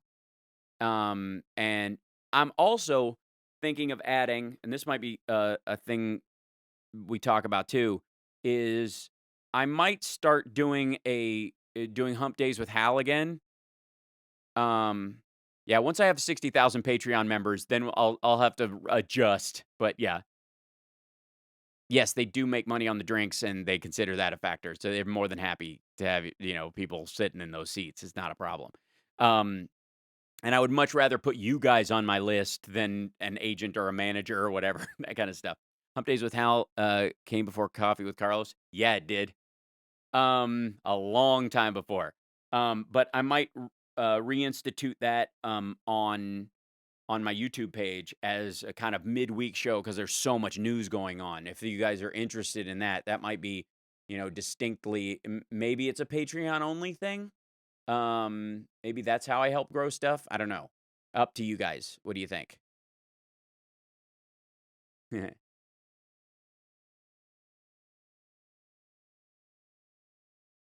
So, doing that early morning on Wednesdays. And you'll be flying your private jet. Exactly, Jim. And then I'll be like a televangelist going, Patreons, the Lord will take me if you do not up your pledge. Only get desperate enough to listen to Stephanie in 2016. I see it's a solo show. Yes. More than likely it would be like 9 a.m. or something like that in the morning. My time, Pacific time. Kind of morning news stuff. The question is does it need to be earlier than that, or would it be better as a mid-afternoon show or whatever? With my work schedule, I have to listen to it later, but that's fine. I mean, it could be Hump Days with Hal. It could be after work. It could be 6 o'clock on Wednesdays. I don't mind doing that either. It's occasionally, yes, definitely instead of Bill Press. So, no, there we go. Oh my gosh. So yeah, there you go.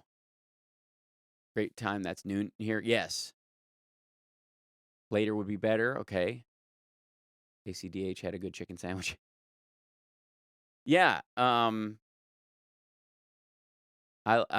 Arlington Cinema Draft House's food's pretty solid. The question becomes if I do it too late in the day, if I'm traveling for stand-up, which often happens on a Wednesday night, that would be a factor. If I do it Wednesday morning, rarely would that be interrupted. Very seldom do I have to leave before noon to fly anywhere, and if I do, it's a much bigger deal. So, but if you're Pacific time, then there you go. See it live, it would have to be 6 or later Pacific. Gotcha. Or way earlier, Carl. No pool boy for Hal, right? Oh, good to know, Nacho Tube. Chicago's on Chicago time. Took forever to get there, but oh well. Right. Yes, it's a hike. So, yeah, June 5th, Oxnard, and which is in California, doing Levity Live there, and then Irvine for the Irvine Improv on the Saturday, July 17th. I have a lot of other stuff that I'm working on, so we're crowbarring dates in where we can, and I will let you guys know as soon as I can. You leave the house now at 6:45. Well, that would be serious. That's probably not going to happen then, Carl. You're right. Steph could use you like they did originally as the dude who loves to interpret the plain language of legal stuff that get released in the ACA Mueller report. Well, yeah. Have you seen the KRP with the wrestling televangelists? If you try to gimmick like that, I like the part at the end game when Cap yells spoon. Fake spoilers. There can be no more spoilers because it came out or whatever. How many people have seen Endgame who are in the chat room? Let me know right now. I mean, just like sound off. Chat room. July 17th is Wednesday. Yes, it is. I haven't watched it. Chris left. I'll be back on Wednesdays if you're there, obviously. Gotcha.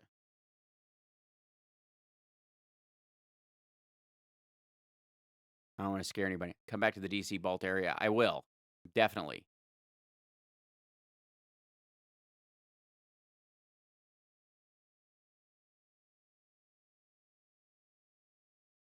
Gotcha. Working every day. Can't get there. Not yet. Okay, I won't. I'll steer clear of stuff or whatever. Not any spoilers for those of you that want to see it. I loved it.